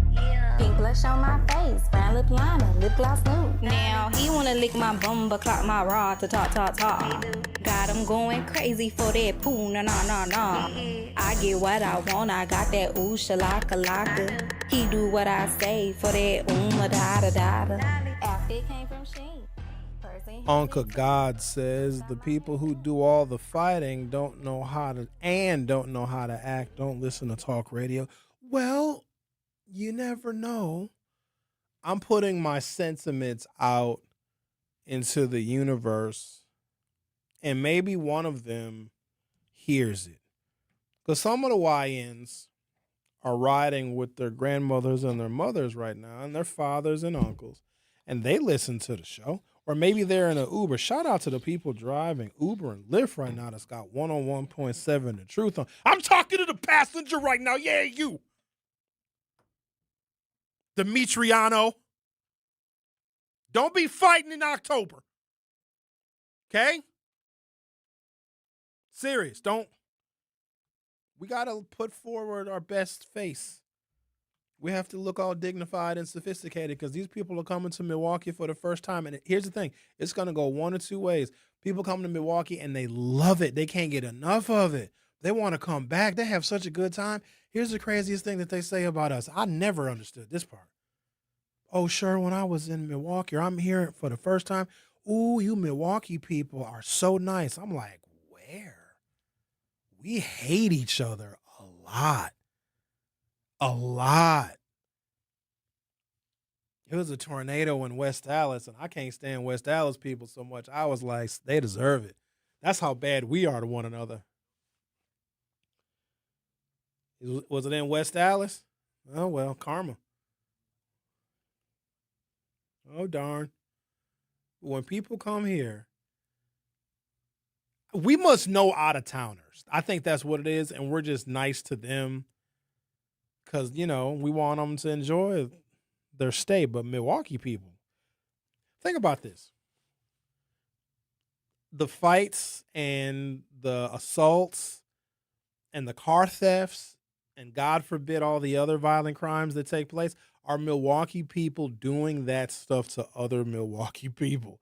It's not, oh, someone from Chicago was shot and killed in Milwaukee. Or, oh, someone from Cleveland was carjacked at gunpoint in Milwaukee. No, it's us just beating the hell out of each other. But when we find out somebody's from out of town, we're like, oh, welcome to Milwaukee. We hope you enjoy your stay. Please, by all means. Black workers participate substantially in food service, but are considerably less represented in front of the house, customer-facing waiter/waitress occupations than in some other food service jobs. So we just don't have the experience dealing with customers like that. And then there's an interesting distinction. Black workers aren't absent from food service and restaurant work generally. They are more heavily represented in some other food service occupations. For example, the Bureau of Labor Statistics in 2024 show Black workers at approximately 16.4% of cooks, compared with 9.5% of waiters and waitresses. Why that could matter for the service culture argument, waiting tables is not simply taking an order and delivering food. A strong server develops a fairly sophisticated collection of learned behaviors, and I'm going to give you those learned behaviors right now Because waiting on tables, I could never wait on tables, wait on some of y'all. And then if something isn't right, if the food isn't right, and then you get mad at me and start yelling at me, because some of y'all think you can treat your server like they're less than human. Don't do that, because if I'm waiting on you and you start yelling at me, goddamn it, I'm yelling back. Now I'm taking my apron off. You know what I mean? Now we about to get into it. Now we about to do some October 14th fighting. Don't do that. Reading the customer's personality quickly is a skill that servers need to have. Knowing when to approach and when to leave the table alone. Understanding the pacing. Suggestive selling, like, oh, you got room for dessert? The more they buy, the higher the bill is, the more your tip. Handling complaints without becoming defensive. Well, that right there is, I don't know if I could do that. Sherwin, I don't like you. I don't like this food that I ordered. I don't like it. Your mama. I know you're not supposed to say that as a server. You're supposed to be like, oh, what can I do to make your experience better? Depends on the kind of mood I'm in. That's not how I would respond. I say, oh, your mama likes the food here. Call your mama. I'll call her myself. Let's text your mama. And then now I'm fired. Making customers feel recognized. Knowing the restaurant's menu by heart and in detail. Managing several tables simultaneously. That's damn near impossible. Understanding tipping, psychology, de-escalating an angry customer, knowing how to communicate differently with different generations, recognizing when a customer wants conversation versus efficiency, maintaining a pleasant demeanor, even when your customer is unpleasant. The Bureau of Labor Statistics confirms that 80% of waiters and waitresses require basic people skills. A lot of us don't have no basic people skills. While 20% require more than basic people skills, virtually all at 98.5% require on-the-job training.